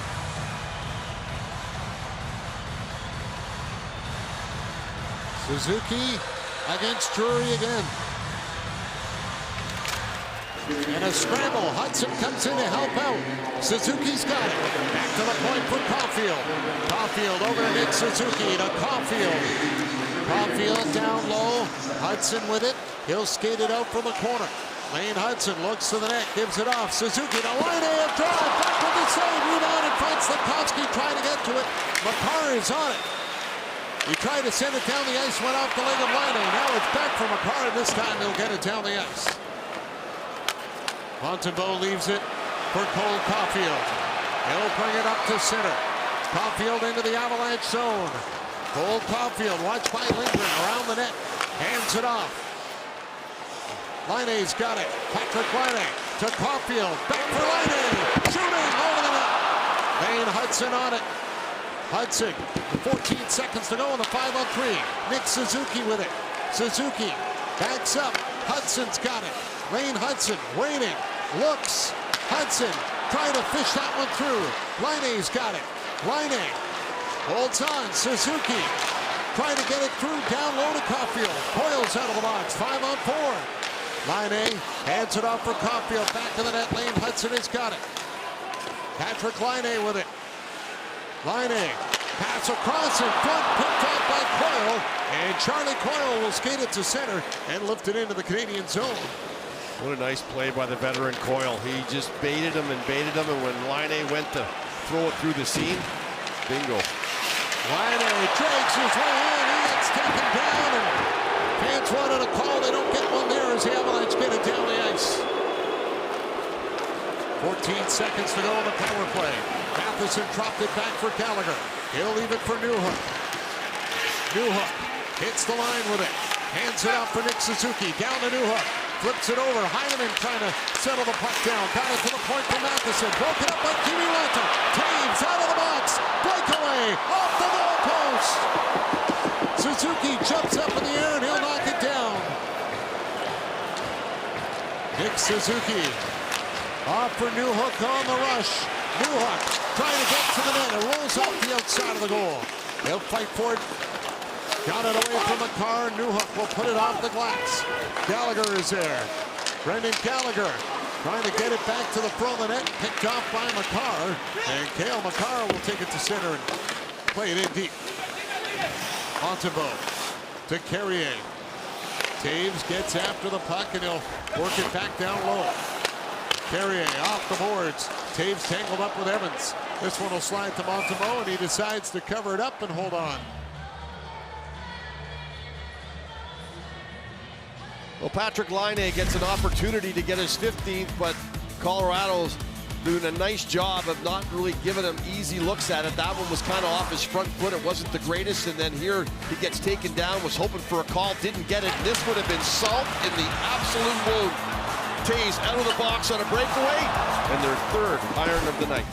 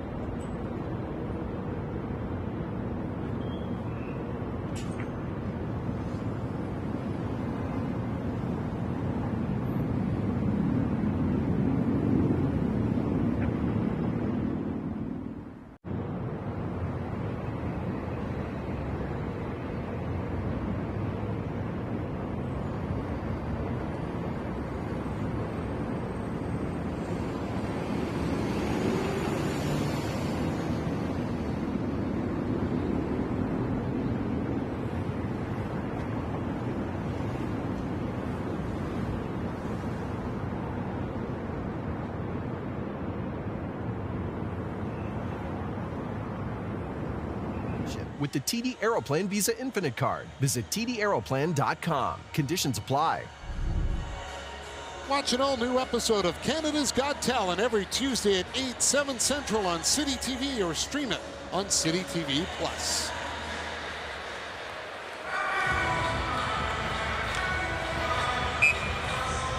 Jake Evans and Nathan MacKinnon line up for the draw. Matheson knocked it back. Carrier up the boards. Taves will chip it in, and it's right to Matheson up the middle for Jake Evans. Evans had it knocked off his stick, now reaching back for it, trying to chip it away from Drouin, but he'll settle it down and hand it off for Malinsky.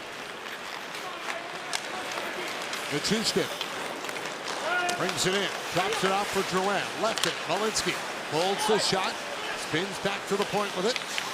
Malinsky now gets one through, and it's kicked out by Montembeault. MacKinnon for Malinsky, shoots again, that one tipped in front, it goes wide. Matheson played in the corner, Armia up the boards for Matheson.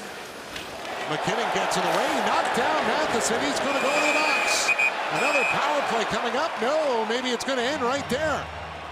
The Canadians had the power play, but then Matheson got called for hitting MacKinnon right after.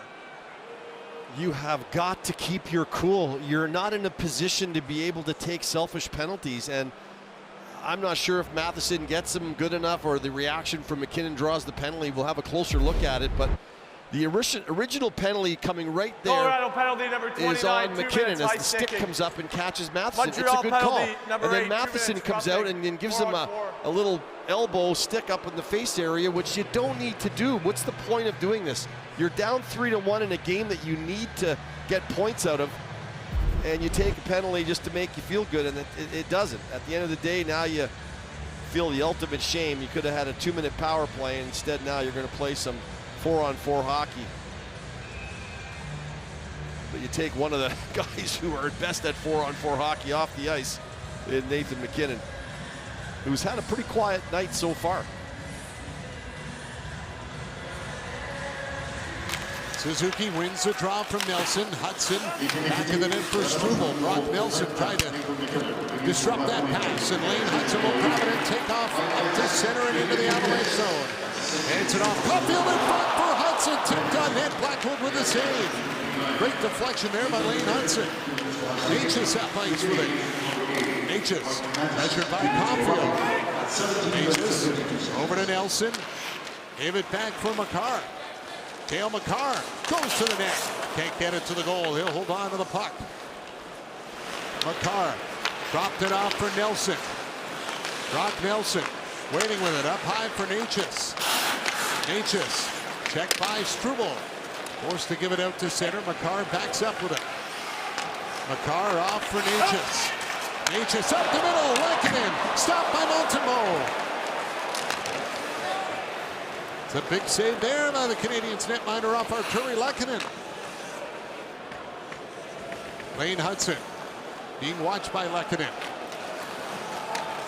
Final minute here of the second. Played up to center for Laine. Patrick Laine trying to get away from Nichushkin. Laine down behind his own net. Nichushkin picks his pocket. Nichushkin with a shot. Montembeault the stop. Thought he had it.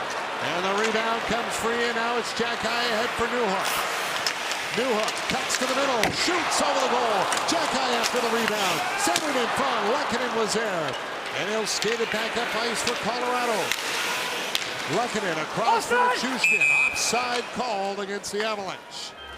Well, 4-on-4 generates some pretty good quality scoring chances. Lane Hudson driving to the net is going to get a deflection here. Quick takeoff, and he gets Caulfield to join him. It's a little give and then drive to the net. No one picks him up. There's a deflection. Blackwood with a nice save, and then Lehkonen's going to get this one from Natchez. Remember, they backed into the neutral zone, Makar, and there was a three-person change.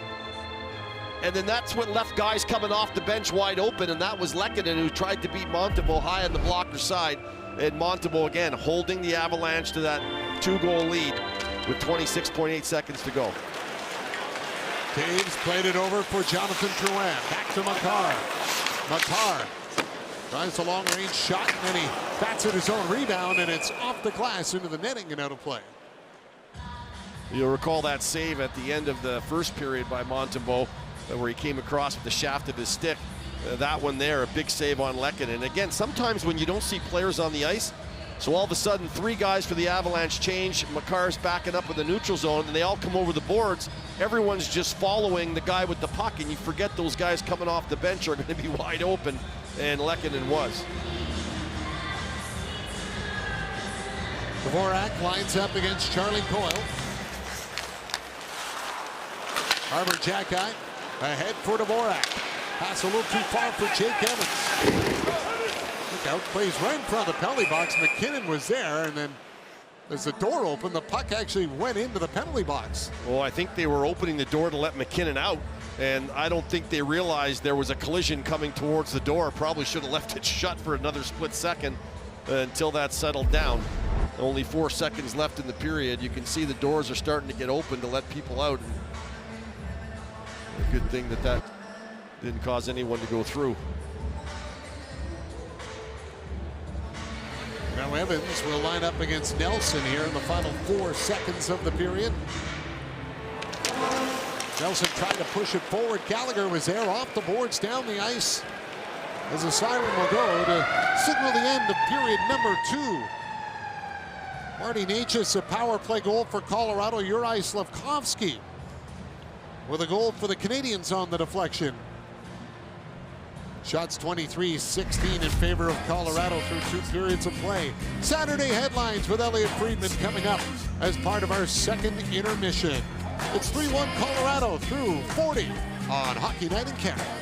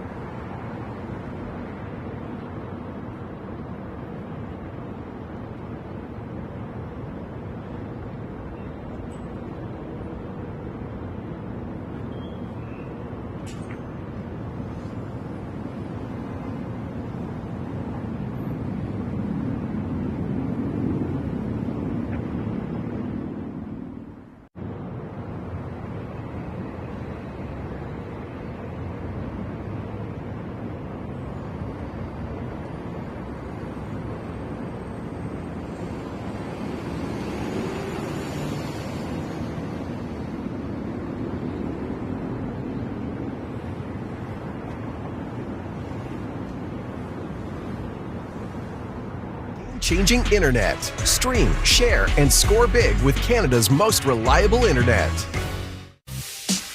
Welcome to the second intermission. Time, as always, for Saturday headlines with Elliot Friedman. Elliot will get the panel on the 3 games in just a moment. Did Biz not call Toronto? Can't have him on our Canadian show anymore. Anyway, over to you. Injuries. What's going on? Yes, the biggest questions are in Edmonton, where tonight in the back end of our doubleheader, the Oilers host Seattle. No Leon Draisaitl, no Connor McDavid, and the Oilers fans are concerned. Well, the word at this point in time is that there are no worries that these are long-term ailments, that they will threaten their playoff availability in any way. Now, as of today, it appears likely that Leon Draisaitl's timeline is ahead of Connor McDavid's, and the belief is that Draisaitl may return before McDavid, but I've been warned that McDavid has blown past injury timelines before. But that's where it stands today. No concern about their long-term availability. Elsewhere, some other things. Mackenzie Weegar took warm-up today for the Calgary Flames, but couldn't go against the New York Islanders, the Kings of New York. The Flames winning all 3 of those games for the first time in franchise history. They are hopeful that they will have Weegar back on Tuesday night when they return home to play the Kraken. Meanwhile, Vancouver, which lost a heartbreaker in New York today, outshot the Rangers basically 3-1 and still lost. Elias Pettersson and Niels Höglander did not play the third period. There was Pettersson taking a shot there, and the 2 of them are still being evaluated. They hope to know more before they play the Devils on Monday night in New Jersey. And one of the notes from around the NHL today, you may have seen it, Pat Maroon, before Chicago played in St. Louis, announced that this will be his final NHL season. Maroon making the announcement during a pregame interview with Darren Pang in his home city. Of course, a 3-time Stanley Cup champion. You know, Elliot, we're watching Nathan MacKinnon this evening. He's trying to win Hart back-to-back. That has happened just twice in the last 35 years. Alexander Ovechkin did it 07-08, and Dominik Hasek 97 and 98. The awards, you're hearing some interesting news about this year's NHL awards. Yeah, so there's no official show as we have seen it over the last little while. They're not doing anything like this. But so here's a video that Josh Allen received for some children he visits at the local hospital after he was MVP.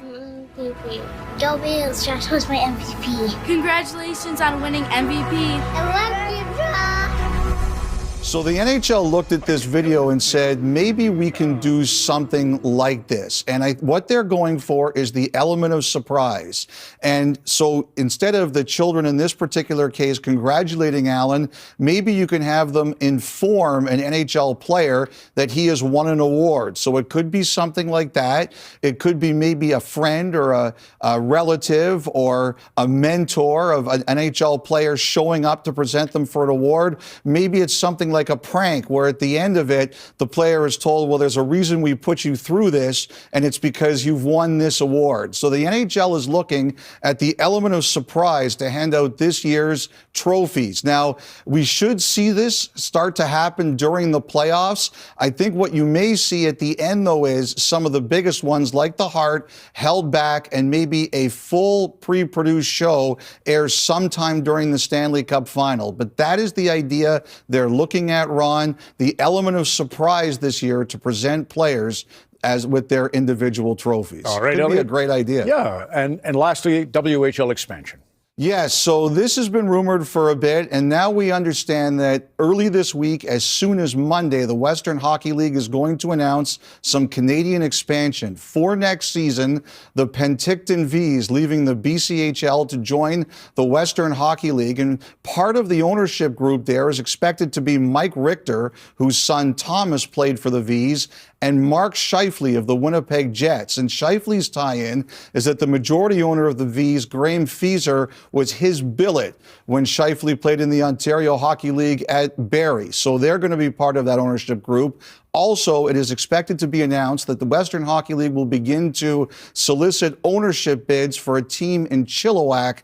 That team could arrive as soon as the 2026-27 season, Ron. The Saturday headlines, Elliot Friedman, terrific as always, Elliot. So back with Jennifer. Paul Bissonnette is in for Kelly Rudy this evening. Nice to have Biz. And he should deliver the awards. Yes, he should. Absolutely. Surprise! I like the prank element. Yeah. Yeah, I like that. And the head coach of state champions, Fairmont Prep. Congrats, Kev. Good luck at the Nationals next week. So you're watching the Ottawa game. So I'm watching, and what I like to teach my kids, how many drills do you do in practice where you go low to high and you have your forward post up in front of the net and take the goalie's eyes away? Well, now a lot of teams are teaching, present your stick at the last second. So you see, Brady's a net front guy, but at the last second when this puck moves around the horn, it's present your stick, and now it's an alternative to the guy with the puck. Either shoot it on net, or look for the stick for an indirect right by the goalie. Same thing, Batherson. It changes sides, it's east-west. Here's the stick presented as an option. Boom, it's a one-touch in the back of the net. There's no way the goalie, and then the same thing right here. Perron,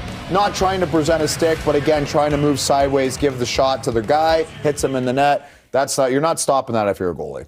Okay, in Montreal, we spoke after the first about miscommunication and not finding your coverage. So in the second period, there was another error, a misread and miscommunication on the line change. So Armia goes to the bench.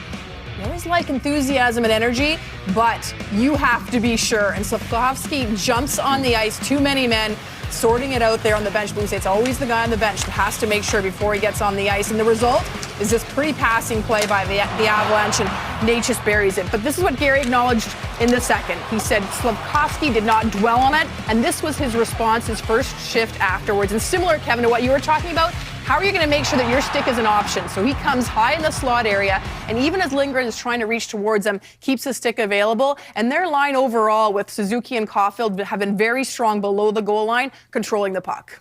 The old rope-a-dope from the Nashville Predators. Leafs fell asleep in the second period. We'll roll the clips here. It starts with a power play for the Nashville Predators. You got to credit Bunting on this one. Makes himself available. Marner tries to take away that pass to the middle, and he just gets to the outside. Perfectly placed shot. This is when I knew we had a little bit of a problem here. Getting a little too cute, a little too passive. He was showing pass the entire time. You can't give up opportunities like that. Well, here's another blip from the Toronto Maple Leafs camp. He recovers, okay? He's the defenseman now at this point. Great job as an F3, but what's he get doing? He gets caught puck watching, doesn't get the body either. They're off on a 2-on-1, and it's just a beautiful shot here from Bellows. Ends up picking the top corner. Outside the dots, maybe they want to have that one back, but nonetheless, as that F3, you have to be the defenseman and take that positioning and can't get caught puck watching. And then that's the third one there. Forsberg follows up. Another bad line change, getting caught and not following and stopping in front of the net. So 3 unanswered for the Nashville Predators, and this tie is going to be on my forehead next segment. Well, you called it. You absolutely called it after 20 minutes. So one more period left for you guys. Rope-a-dope, by the way, made famous by Muhammad Ali in the Rumble in the Jungle in Zaire in 1974 against the great George Foreman. God love George. Our coverage on Hockey Night in Canada, the Chevrolet Good Deeds Cup winners, next.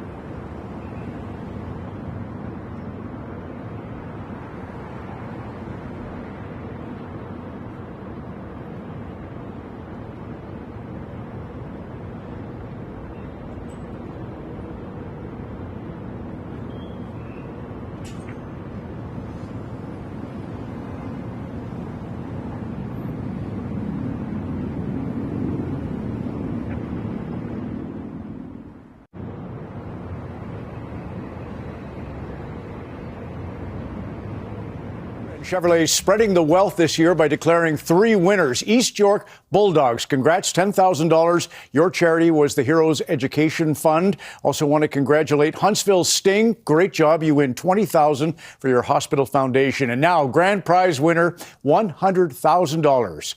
Lakeshore Lightning. Congratulations.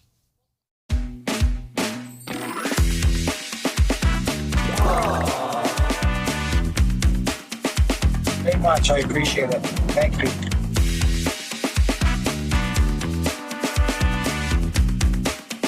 Have a neighbor who hasn't been feeling her best.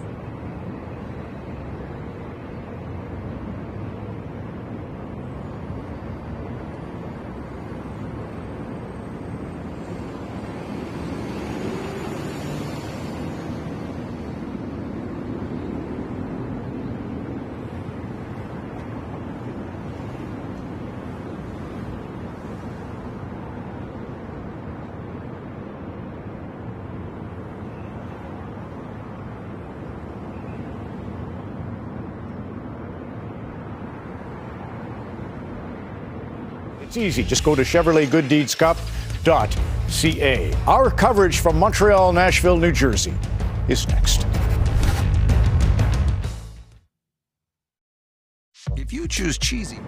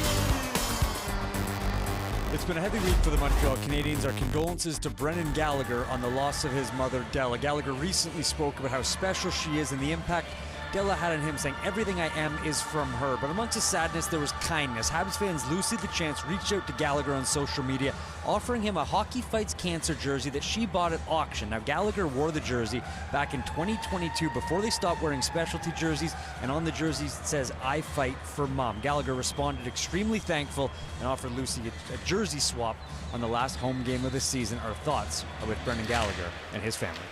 Yeah, nice job, Lucy, too. That's a nice reach out, and I'm sure Brendan really appreciates it. It's a very emotional time for him, and big goal the other night in Long Island for his mom.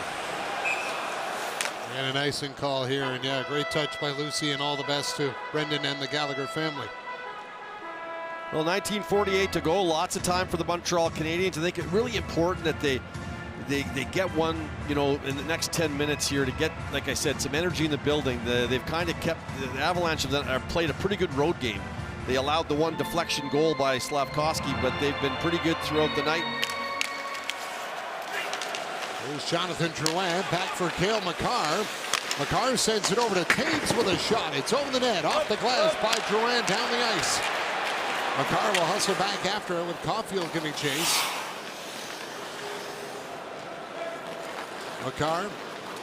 will hand it off for Drouin.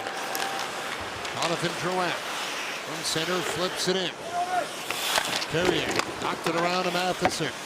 Up off the glass, and that one floats into the seats. And Bednar, Coach Bednar, he puts out that McKinnon line out against that Suzuki line, and that's a 5-man unit, you know, similar to what we saw back in the day when the Red Army came over and they played in their 5-man units. Taves and Makar plays with that McKinnon line pretty much all the time, and they put them out against Suzuki's line, which is Montreal's best line. And what you do is you force Suzuki's line to have to think a little bit defensively, play a little bit defensively, because you're playing against such a powerhouse 5 guys, and it kind of takes away from it a little bit.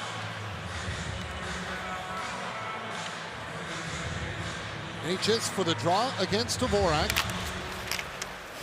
Comes back for Malinsky. Malinsky, and it poked off his stick by Anderson. Perrier knocks it down, and he'll control the puck here for Montreal. Perrier up for Gallagher. He'll deflect it in. Anderson after the puck, runs after Malinsky again. As Lindgren has got it. Up the boards. Nelson trying to help it out. Hudson played in the middle. Natchez has got it. Hit by Anderson as Luckinen came in. The shot was blocked by Struble. Natchez rolled it to the point for Malinsky. Sends it across. Johnson gets it back around the boards. Natchez was there. It caught by him, and that puck will make it out. Middleton up for Natchez. Natchez will skate it in. Checked by Struble. Coyle after it. Coyle down by Hudson. Struble plays it off the boards. Patrick Laine got it to the line, but not out as it was kept in by Middleton. Newhook will give it back. Hudson up for Joshua Roy. Dropped it off. Newhook coming into the goal. Couldn't get the backhand on net. He'll stick with it though, throws it back towards the goal. Arbor Xhekaj goes after it. Xhekaj. It's a stick from Colton up in his arm. Here's a chance for Roy. Can't get the shot. Trying to hand it off for Laine. Sits free in the slot, and it's cleared away by Kiviranta. Now Laine's got to go back in his own end to get it.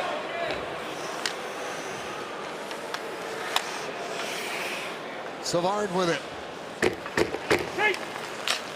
Hands it off for Jake Evans. Evans up the middle into the Avalanche zone. Rolls it around for Armia. Armia off to Heineman. I'll make a play with it. Wood is there. He was bumped by Evans. Curry's pass goes off the skate down the ice, and Montembeault is out of the net. They'll play it for Matheson. Tip for Armia. Armia turns back. Hands it off to Matheson.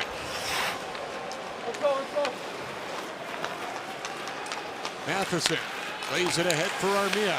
Up through center. Carrier follows up. Slides it over to Jake Evans. Evans back through the crease. Grabbed by Matheson. Matheson trying to get it down low. Drouin cut it off. Slafkovsky goes after the puck. Lets it go to the point for Carrier. And he can't get it in deep as Nichushkin jammed him up. Slafkovsky on it again. He'll ring it around the boards. Cale Makar has got it. Makar flips it up for Nichushkin.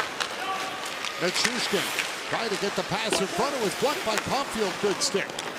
Nathan MacKinnon laid it across for Lindgren. Lindgren waits, puts it to the net. Montembeault the save, and Nichushkin falls backwards onto Montembeault with Matheson there.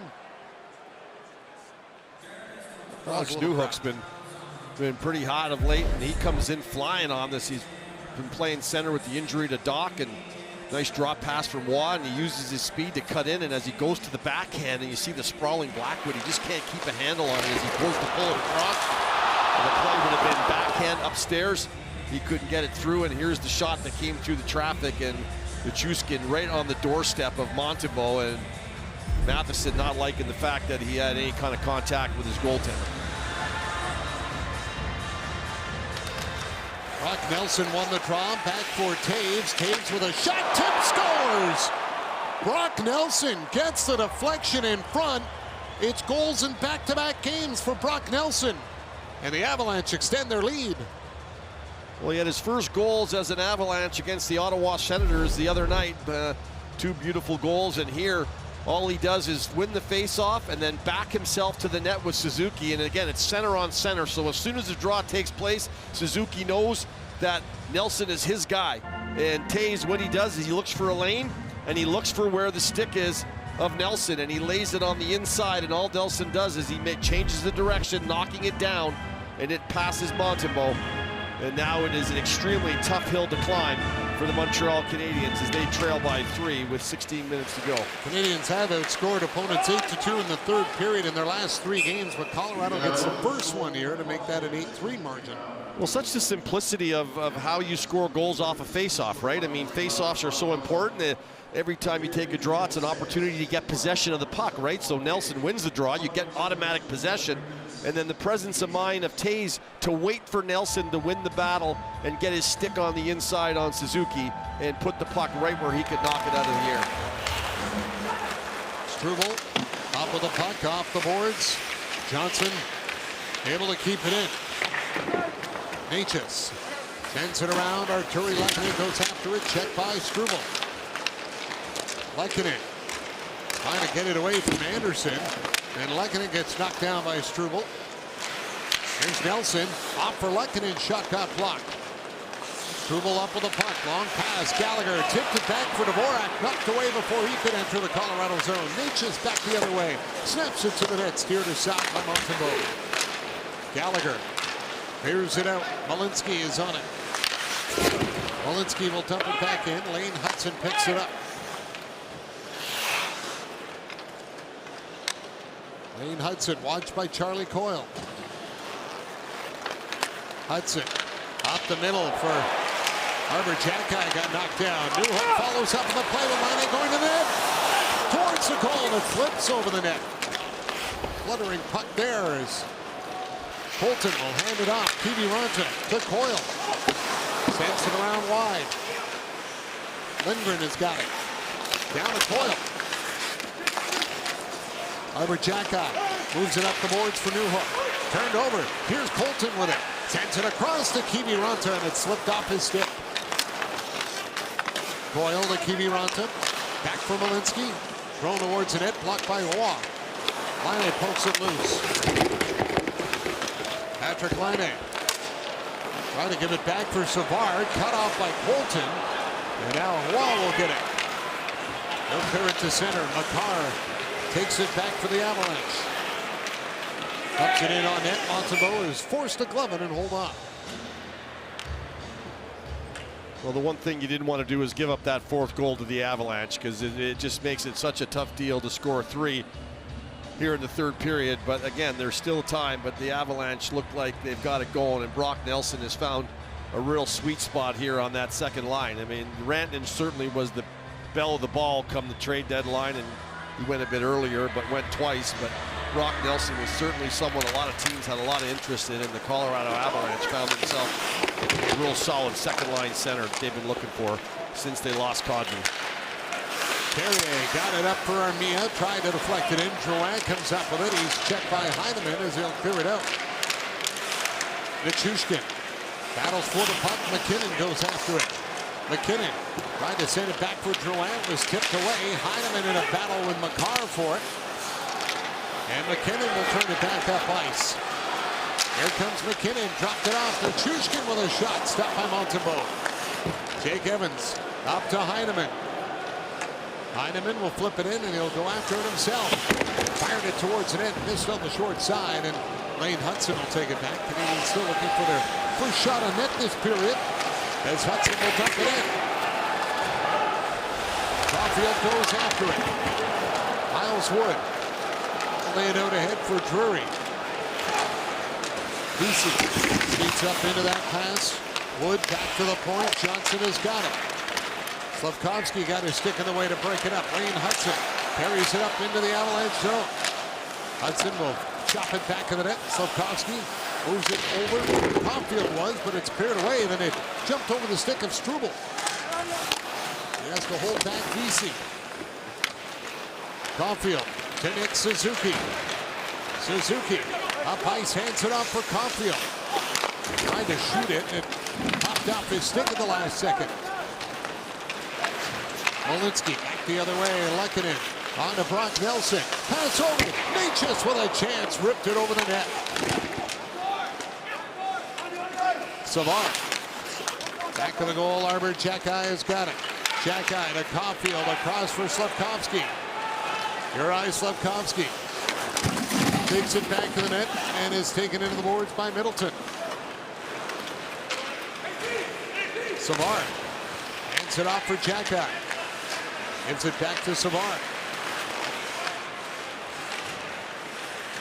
Arbor Xhekaj up the middle, and it's deflected over the glass and out of play.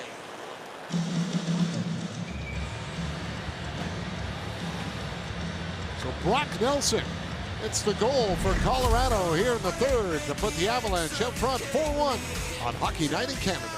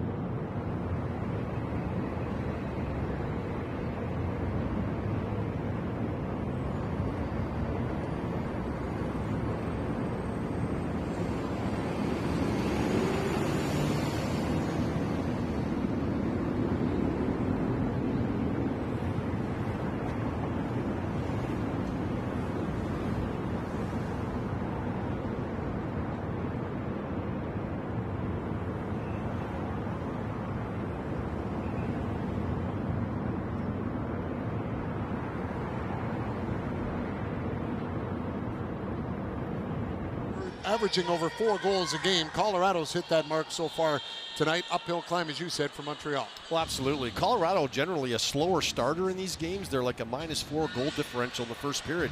But they came out tonight. They were just flying. They got a couple of quick goals, ended up getting a 3-goal lead, which Slafkovsky cut quickly after, but certainly they've been the dominant team in this game. Montreal has tried to get things going, but I think they've found themselves on their heels a little bit. The last shot by the Canadians came with just under 5.5 minutes to go in the second period. As Dvorak jumps after it in the corner, Johnson will play it free. Middleton up the boards for Colton, and Kiviranta will bring it out. Over to Coyle. Charlie Coyle holds on. Takes it around the net. Coyle dumps it off back to the goal. Kiviranta going after it. McGallagher is there, out to Anderson, and he'll deflect it over for Dvorak. Going on net, steered away by Blackwood, and Dvorak got knocked down. Anderson trying to make a play on the boards, and that'll go down the ice. That finally is a shot, at least for the Canadians, on the icing call.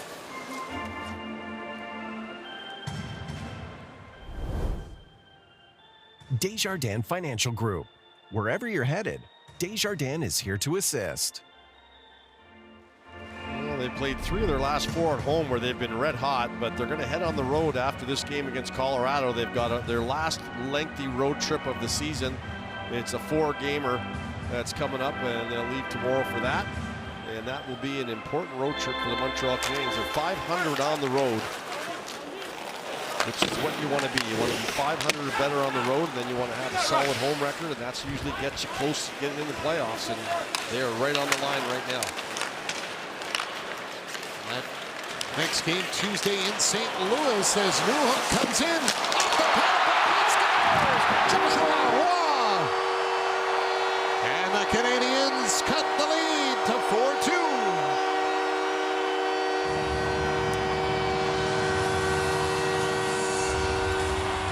Roy and Newhook have been a couple of Montreal's better forwards here tonight in this game. And what I like about Newhook is he takes his drive to the net.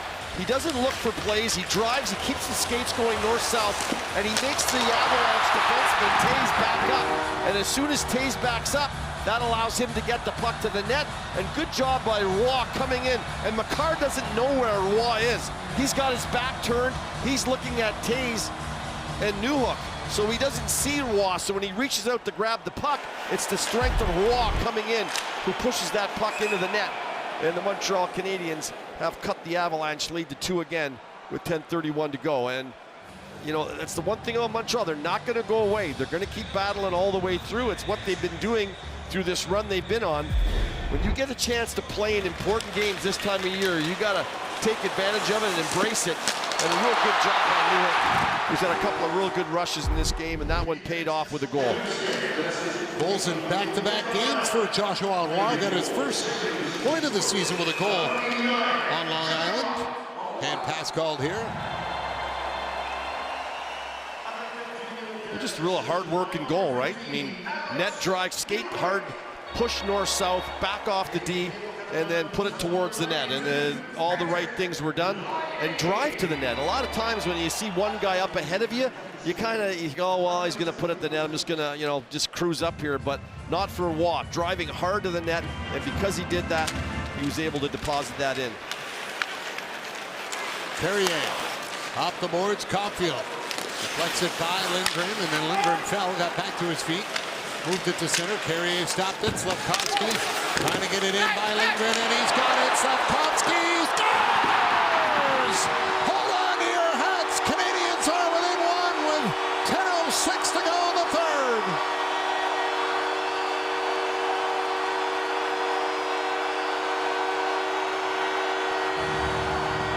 Now this is Saturday night at the Bell Center energy. 2 quick goals by the Canadians. Slafkovsky does a nice job. Lindgren falls down, and when the play turns over at the red line on a nice pitch by Carrier, it's Slafkovsky who jumps into it, and he gets his feet moving. He doesn't pick up the puck and look for a pass. He gets his feet driving to the middle of the ice, because take the ice that's there for you. And all of a sudden, when he gets 2 or 3 hard steps, he gets all that weight behind his shot, and he blows this through Blackwood. What a nice goal, his second of the game for Slafkovsky. Oh, no, Montreal. There's Nelson. Off for Nature's shot, got blocked. Struble off the glass and out and down the ice. It'll be an icing call. They have played some good hockey, and it's not something that's like a fake here. They have been playing so well for so long now that they never consider themselves out of it. And I got to tell you, at 4-1, I was thinking that, and I said it, it's going to be a tough hill to climb. Well, they've knocked 2 steps off that hill, and right now they're 1 back on a real nice individual play by Slafkovsky to carry that puck off the boards and drive into the middle of the ice and take advantage of the Avalanche's errors along the walls. Slafkovsky with 2 goals tonight here, and Canadians with 2 goals in half a minute. And this crowd trying to run them on to tie it. Anderson goes after it. Down to Gallagher. Brendan Gallagher, Dvorak, shot right on. Blackwood save, rebound, it's loose. Here's a chance, Hudson's drive, and that's deflected out of play as Lane Hudson had a great chance to tie it. Joshua Roy and Juraj Slafkovsky with the goals to put the Canadians down by 1 on Hockey Night in Canada.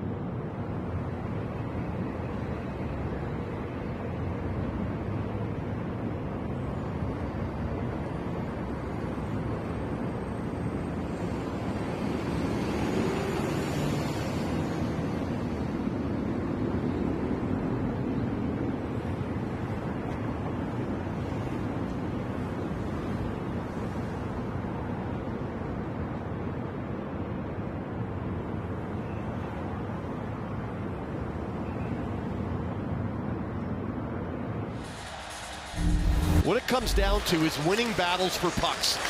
Great drive to the net by Newhook, the spin-around shot, and the battle is won by Waugh over Makar. Along the wall, the battles get won. Slafkovsky wins the battle with Lindgren, walks inside him, buries this. 4-3. And then how about this one? Lane Hutson's going to get a glorious opportunity as Gallagher spits that puck out to him. And right off the crossbar, up into the netting. A near tying goal for Lane Hutson. It would have blown the roof off this place.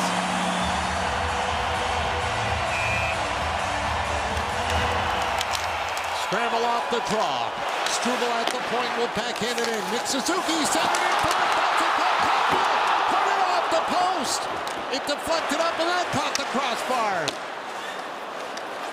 Makar off the board. Suzuki keeps it in. His shot steered out of play by Blackwood. Done on purpose by Blackwood. Let's get a whistle. Let's calm things down. Bednar was giving it to his team during the TV timeout. He was not a happy camper here. Struble down low. Montreal again winning battles for pucks. And there Caulfield from the Suzuki. He throws it around the front of the net. Blackwood can't control it, and then there's Caulfield. Finds the iron and can't find the back of the net. Canadians win the draw. Hudson with it. Lane Hudson trying to get that puck through. Went off the stick and Kiviranta will clear it out. Hudson quickly over to Nick Suzuki. He'll dump it back in. Caulfield goes after it. Tangled up with Kiviranta. Kiviranta up the boards. Got Blackwell, but Colton will get it out. Up ice, stood up by Struble. Slafkovsky reaching forward at center, and Coyle is there. He'll backhand it in. Well, when you're sitting comfortable with a 4-1 lead on the road in the third period with another 10 minutes to go, you know, for Bednar, he's looking for his veteran players to play like veteran players, and it just didn't happen. Joshua Waugh in front. Matheson denied by Blackwood. What a save there as Mike Matheson nearly ties it. The Montreal Canadiens have the Colorado Avalanche absolutely on their heels right now. 3 or 4 really good scoring chances. There's Waugh who stretches the play out, and then Matheson drives right by Malinsky. I mean, he just goes right by him. That's a defenseman coming all the way up the ice and blowing by you, just not getting the reads. Colorado's not getting the reads defensively, and Montreal's getting opportunity. Canadians starting to pour it on now. 9 shots for them in their last 4 minutes. Newhook won the draw. Laine with a chance, deflected wide. Newhook in the corner, up the wing with it. Tangled up by Drouin. Matheson wanted to keep it in, but it hit McKinnon. Then Nichushkin tried to take it away from Laine, but Laine got it back. His pass goes off the skate. Nichushkin jumps on it. Dropped it back for McKinnon. To the point for Lindgren. Over to Johnson. Down to Nichushkin. Back up for Johnson. Puts it wide of the net. McKinnon side of the goal. Kicks it free for Nichushkin. Nichushkin pressured by Laine. Newhook back to the net in a battle with McKinnon. McKinnon centered in front. Comes across open side. Laine goes after it. Up by Nichushkin. Matheson follows up. Matheson holds on to it in the corner. He'll roll it around to the open side as Arbor Xhekaj catches up to it. Played it back for Roy. Matheson off for Armia. Armia had it poked up the stick. Matheson's got it at center. Matheson plays it over to Arbor Xhekaj. Xhekaj trying to push it ahead for Evans. Malinsky back to the net. Around the wing. Savard looks to hold it. He did. Malinsky trying to spin away from Armia. Clear to center. Savard is there, and he'll fire it right back in. Armia first on the puck, but it's cleared away by Colorado to center. Arbor Xhekaj dumps it in. Blackwood got a piece of it back to the wall. Heineman in on the forecheck. Necas off for Nelson. Cleared to center. Xhekaj dumps it in. Heineman goes after it. Gallagher won the battle. Got it back for Dvorak. He's in. He scores! Dvorak has tied it.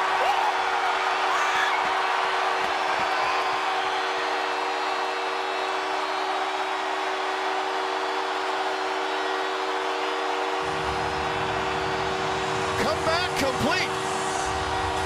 This is the line that tied the game up in Long Island the other night. The Brendan Gallagher breakaway roof goal.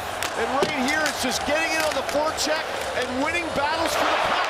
The last 5 to 7 minutes, the Montreal Canadiens are winning all the battles. They're hungrier to get the puck, and they're taking it to the net quickly. And right here, Dvorak comes right down Main Street and just goes to the backhand. I thought he was going to cruise in on his forehand and try to go far side. Instead, the more difficult play to his backhand, and then roofage under the crossbar. And the Montreal Canadiens have tied this up with 6:22 to go. Lots of time. 3 goals in a span of 4 minutes and 8 seconds for the Canadiens. And Dvorak with 3 goals in the last 4 games now as Anderson is on it in the Colorado zone. Hands it off for Dvorak. Gave it back to the line for Struble. His shot goes wide as Gallagher was reaching for it too. And it's cleared out as Struble will go back and pick it up in his own end. Struble leaves it for Matheson. Matheson tries to get away from McKinnon. Up to center for Carrier. Carrier will snap it in. Caulfield jumps on it. Cole Caulfield circling around with it to the point. Carrier walking in. Denied by the club of Blackwood as Carrier came right down St. Catherine Street with a great chance to put it up by 1. But we're tied at 4. What a night in Montreal.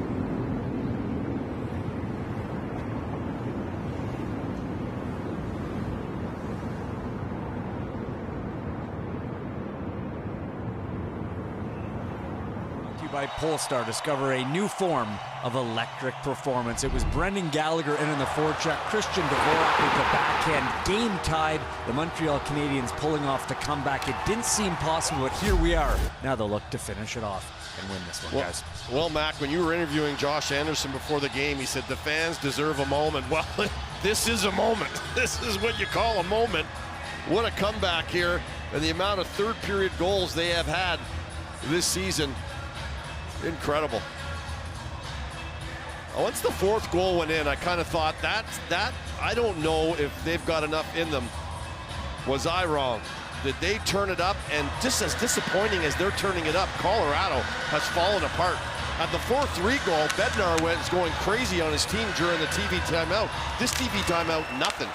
Matheson off the draw with a shot. It's tipped on the way to the net. Blackwood made the save. Gallagher trying to find it. And Makar has got it. Makar will wait back to the net.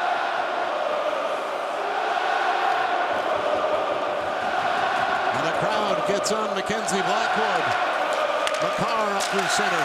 Pass broken up. Nichushkin reaching for it. Drouin will play it back for Makar. Makar hands it off for Nathan McKinnon. He'll flip it in, and Carrier goes after the puck. Carrier checked along the boards. Drouin tied up with Carrier. Now it comes free, and Gallagher is on it.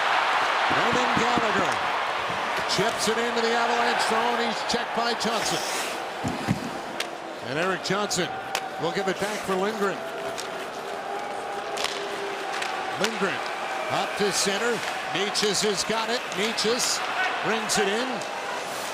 He'll curl back. Necas stops, throws it on net. Montembeault the save. Hudson going after it. Tangled up by Nelson. Lekanen got it back for Nelson. Hands it off for Lindgren. Laid across, and the shot by Necas doesn't get through. Makar up with it. Hale Makar over to Taves. Back for Makar. Makar with a shot that goes wide. Hudson hustling after it. He'll get it up on the boards. Line A deflects it over Taves. Avalanche keep it in. Makar goes after it. Struble knocked it loose. Coyle played it in, went off of Struble. Now Lane Hudson has got it. Bounce pass up out of the wing for Line A.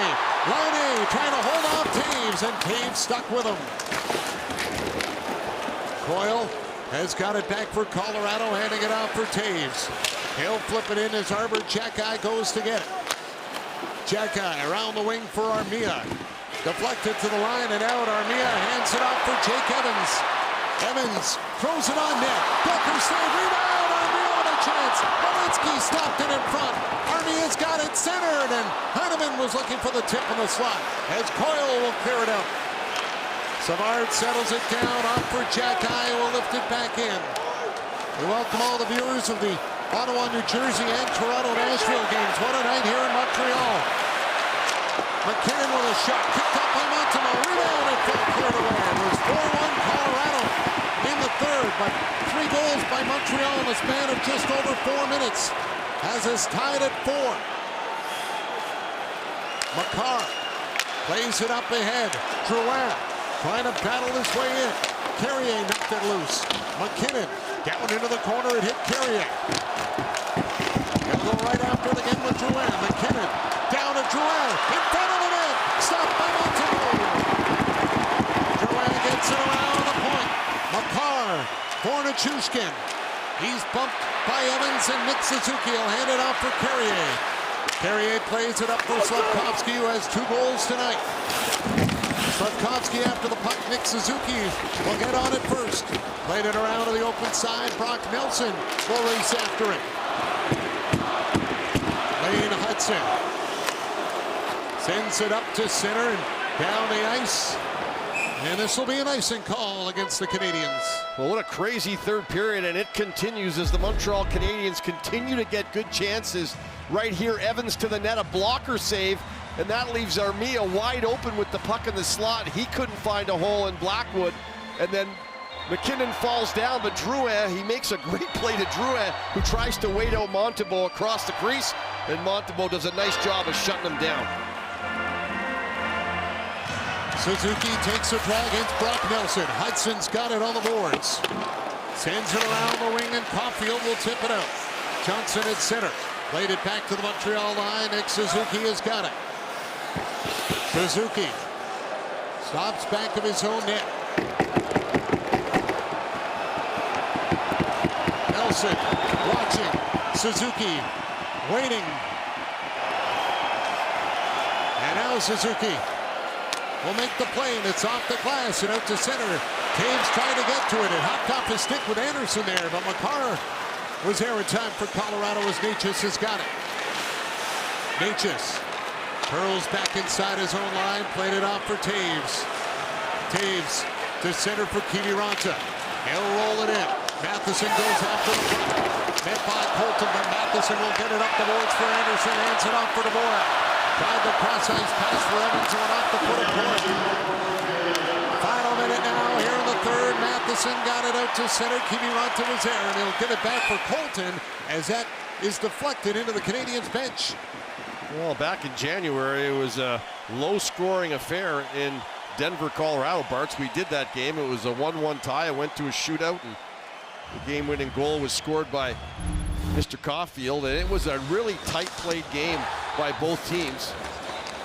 And Caulfield had one in regulation, and then, of course, in the shootout, Rantanen got stuffed, and Kirby Dach comes in and buries it, and then there you go. I mean, the Canadiens beat them 2-1 in Denver, and now trailing 4-1 in the third period have found a way with 52 seconds to go to at least get 1 point and then go for the second one. Makar will hand it off. Taves Got it down the ice. Drouin deflects it in. Montembeault will play it around the glass. McKinnon trying to stop it. Evans on him. Nichushkin looks it over the corner. Poked away by Matheson. Newhook through center. Flips it by Makar. And then he gets stopped as Taves will fire it around the boards. Off the skate of Nichushkin. Makar backs up with it. Cale Makar will hold on to it. Gal goes up the middle. Jonathan Drouin hands it off for Nathan McKinnon. McKinnon with a shot, and it's off the stick of Carrier and out of play. Well, as we edge closer to overtime and more excitement, and where you think you could find more excitement in a game, I don't know where. This has been a real doozer here at the Bell Center as McKinnon comes straight down the middle of the ice. Good job by Carrier to keep his stick in the lane and deflect out of harm's way. As McKinnon has got that speed, he backs you off with that power speed. He's kind of a bully. He just pushes you back, and then as you back up, he finds a way to unleash that thing. Good job by Carrier to put that out of harm's way. Big face-off here for Evans.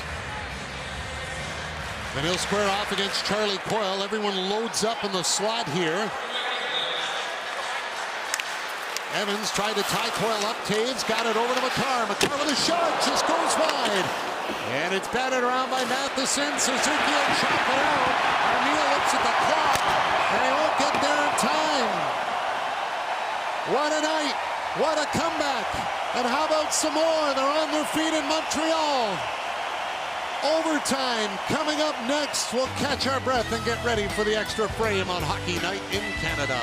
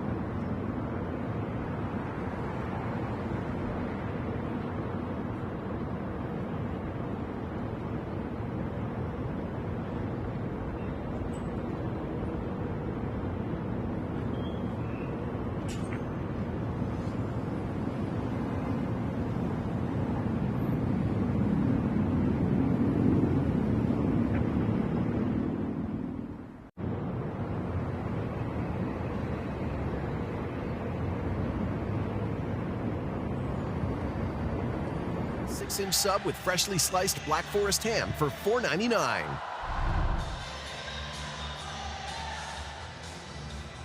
Overtime in Montreal, and one guy who's red hot in overtime is the captain, Nick Suzuki, who has 4 overtime goals this year, and he just has a knack for finding the open ice and finding the back of the net. He's going to hope he can do it one more time here and complete, which would be one crazy comeback for the Montreal Canadiens. And if the Colorado Avalanche didn't realize it, this is a team that just does not go away. And when they thought they had them down 4-1 and thought maybe they had broken their spirit, the spirit of these fans, the Montreal Canadiens came alive, and that lucky blue tie that Marty St. Louis has been milking for quite some time now had a little more luck in it. And the Montreal Canadiens get a very, very important 1 point. And you cannot forget that. And now they'll see if they can't find a way to add the second one to it. And they failed to do that in the Island the other night. But that's a big point they got back for sure. And off the draw, it is a scramble. It gets poked back, and Makar has got it, so the Avalanche start off with it. Nelson out with Makar and McKinnon, Dvorak, Matheson, and Carrier for the Canadiens. McKinnon will cut in, drops it back. Nelson with it. Brock Nelson circles around. He'll give it back to Makar at center. Cale Makar will wait. Nichushkin comes off the bench. And Nichushkin backs up into his own end with it. Hudson out for Montreal. He goes right after Nichushkin. Nichushkin had it poked away by Lane Hudson. He gets right after him at center, but Nichushkin will knock it back for Taves. Dvorak goes to the bench. Nichushkin carries it in. Drops it off for Taves. Taves Holds on, gives it off to Jonathan Drouin. Back for Devon Toews. Now over to Nichushkin. Watched by Nick Suzuki. Drouin with a puck. Jonathan Drouin hands it off for Nichushkin. Nichushkin can't get to the net. Stopped by Nick Suzuki. Drouin gets it back. Caulfield goes after Drouin. Suzuki trying to get to it. Nichushkin over to Toews. Down low. Drouin. Good save by Montembeault. And he'll hand it off to Hudson quickly. Wayne Hudson curls back in his own end. He'll reset. Hudson calling everyone back. Get the change. Let's get the fresh legs on. They're out now. It's Laine and Newhook. Out with Hudson. Wayne Hudson. Oh! Got it. Nature's caught in front. Avalanche bench incensed. Here comes Newhook. Newhook driving the goal. Stopped by Blackwood. The action continues here at the Bell Center as the Avalanche get the first crack at this. Solid play down low, right here to hit the seam. And Drouin tries to wait out Montembeault, go short side on the glove side. And then I don't know if this was a pick or not, if it was accidental as the swing pattern. He runs into Natchez. That allows Hudson to get up the ice, get the puck to Newhook, who's been flying all night long. He drove to the net like he's been doing, cut right in, and Blackwood with a big save. Evans for the draw against Nelson. Evans has Slafkovsky, Matheson with him. Slafkovsky with 2 on the night. He'll give it back to Matheson. And he'll cut back out at center with it. Mike Matheson. Watched by McKinnon. Hands it off. Slafkovsky works it into the Avalanche zone. Tried the shot. It was blocked. Jake Evans on it in the corner. Tangled up. And Slafkovsky comes in, knocked away from McKinnon. Then he was checked by McKinnon as Brock Nelson will get it up for Nathan McKinnon. Matheson is back. Good stick by Matheson and knocked it away from McKinnon. Jake Evans plays it in the corner. Off the boards. Makar trying to hold on Slafkovsky. Penalty coming up here. It'll go against Montreal. Makar with a shot. Stopped by Montembeault. Nelson will play it. And a holding call will put the Avalanche on the power play here in overtime. Montreal 20. Minor penalty holding. Well, when you got this kind of speed coming at you, Matheson does a really nice job of leading with his stick. A really important defenseman. It's an important tool. He uses his stick on a 45 angle. Great job there. Unfortunately for the Canadiens, they take a holding penalty right there on Makar. He reaches in and grabs the arm. I thought there was a couple of ones, Laine running into Natchez was kind of close, and then down behind the Colorado net, I thought McKinnon was awful close to taking a penalty there, and I thought maybe they were putting the whistles away, but they pulled that one out. And remember, it was Slafkovsky that jumped over the bench that created that 2-minute men on the ice penalty and got Colorado their 3rd goal. He came back and scored a couple himself in that great comeback we've seen in the 3rd period by the Montreal Canadiens. But a good timeout here by Bednar to rest his star players. And with 2:25 to go in overtime, the Colorado Avalanche are going to get a chance on the power play to get that all-important next point as we have a look at the final wild card spot and the Montreal Canadiens with an all-important point tonight. The Rangers, man, those 2 games that some teams in the Canadiens, 3 games in hand on them, and Islanders and Columbus 2 on them. Those are going to be tough to make up as Marty St. Louis is going to get a few more gray hairs on that head as he watches this transpire. Dvorak will take the draw against McKinnon. And Nichushkin jumps on the puck, hands it off for Makar. Cale Makar over to Jonathan Drouin. Drouin dancing around with it. Wade's trying to get it over to Nichushkin's side of the net, and it's off the boards by McKinnon and down the ice. Makar back to pick it up. Cale Makar leaves it for Nathan McKinnon. McKinnon brings it in, hands it off for Drouin. Off to Makar. Cale Makar with a shot, caught by Montembeault. Savard gets into a shoving match from Nichushkin. Well, the Avalanche already have a power play goal tonight, an Natchez goal, and remember they killed that 5-on-3 that Montreal had, 1 minute and 6 seconds of 5-on-3, so their specialty teams have been a big part of the game tonight. And for the Montreal Canadiens, this is a big kill for them on this 4-on-3. Matheson trying to tie it up in the corner. And he's doing a good job of jamming it up there. Mike Matheson trying to hold it. Now it's knocked loose. Savard has got it. Savard will fall on it. Comes to his legs. The Bulldogs got it, and they'll cut it down the ice. Blackwood sets it up for Makar. Stay tuned. Seattle and Edmonton still to come, and we'll get you there. Here's Makar. Over for Drouin. Back for McKinnon. Off to Makar. Cale Makar with a shot. That goes wide.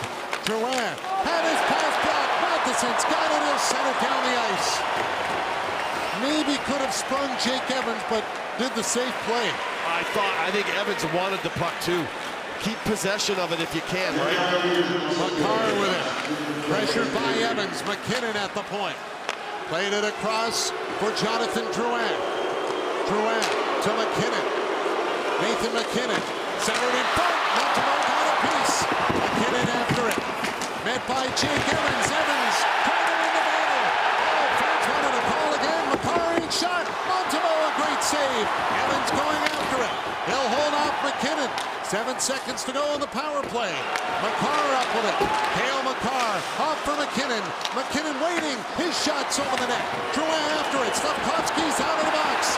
Drouin shoots. That goes wide. McKinnon met by Slavkovsky. Can he get to the puck? Makar kept it in. McKinnon has got it. Shoots. Montembeault to save. Slavkovsky on the puck. Up ice to go. Here comes Matheson. One-on-one against Taves. Gets to the net. Matheson tied up by Taves, and the game will go to a shootout. How Matheson had any gas in the tank, I have no idea. It just goes to show you, these guys are in such great shape. Matheson does a great job defensively with Savard down low. This one comes off of him, and then he gets in behind the net and steals this one. That kills some valuable seconds off that 4-on-3.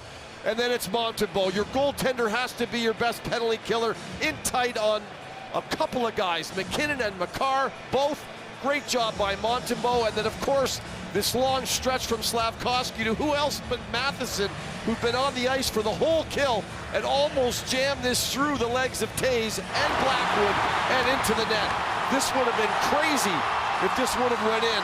And what a shift it would have been for Matheson on both ends of the ice. Can't say enough about the saves by Montembeault as well. What a gutsy performance here by the Montreal Canadiens. And like it was back in January, Bartz, it's going to go to a shootout to decide this. 8-1 with the shots in favor of the Avalanche in the overtime, especially with that power play. And now the shootout, where Colorado's 1-2 this season. Canadiens 2-2. Mackenzie Blackwood 0-4 in the shootout this season. And Montembeault is 1-1. And again, for those viewers waiting for the Seattle-Edmonton game, we will get you to that at the conclusion of this game, and you can watch that start of it on Sportsnet West. Cole Caulfield will shoot first for Montreal. 2 for 4 in the shootout this season.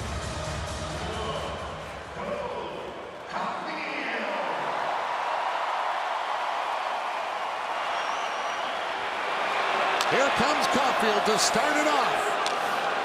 Caulfield cuts into the slot, and Blackwood makes the save.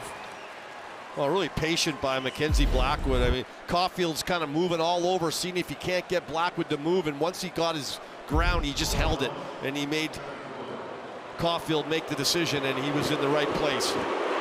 Charlie Coyle 0 for 1 on the season in the shootout, will shoot for Colorado. Coyle cuts in, waits out Montembeault, and scores on a nice backhand. Well, Coyle, one of those guys they picked up from the Boston Bruins, a guy who's playoff ready, cruises in on his forehand and then just takes it to the backhand quickly and gets it by Montembeault. Nice goal by Coyle. Nick Suzuki 0 for 3 on the season. Grabs it at center. He cuts down that left side. Suzuki into the middle, waits out Blackwood, and Blackwood kept the pad out, made a big save. What patience by Nick Suzuki here, and great set of skill sets as he comes in tight stick handling, and then as he feels like he's got Blackwood, he moves it over, but the right leg of Blackwood, he hangs it out there, and now Nichushkin could end this thing for Colorado. Nichushkin 1 for 1 in the shootout this season. Nichushkin cuts back into the middle. Nichushkin snapped it wide, and the shootout will continue.